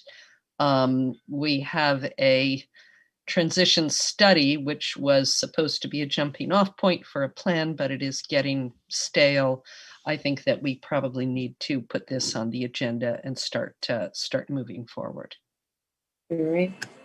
Thank you, Councilmember Nason. Councilmember Tiedemann, any future agenda items? Councilmember McQuaid, Vice Mayor Jordan? Nope. Nope. All right, we'll go ahead and move to item number 14. I would ask that you govern yourself accordingly to the announcements and meetings, upcoming meetings that are on 14.1 and 14.2. And with that said, Councilmember Nason asked me at the last meeting to recognize a student that passed. So I'm going to let her make a statement before we adjourn the meeting. Go ahead, Councilmember Nason. Thank you so much, Mayor. I just wanted to ask that we adjourn tonight in memory of Joseph Howerton Jones, who passed away a couple of weeks ago. He was a graduate, grew up in Albany, graduated from Albany schools, including Cornell, the middle school and the high school. He was active in sports, playing Little League baseball, and worked at several local businesses before becoming a technician with a life support team. He is terribly missed by his large and loving family, and he will surely be missed in Albany. Thank you, Councilmember Nason, for that. Before we end, I want to just ask if any other council member would like to state anything before we adjourn. All right, with that said, I want to thank the public. Thank you also, council members and staff, for being here tonight. We're ending at 10:46 p.m. Have a great evening.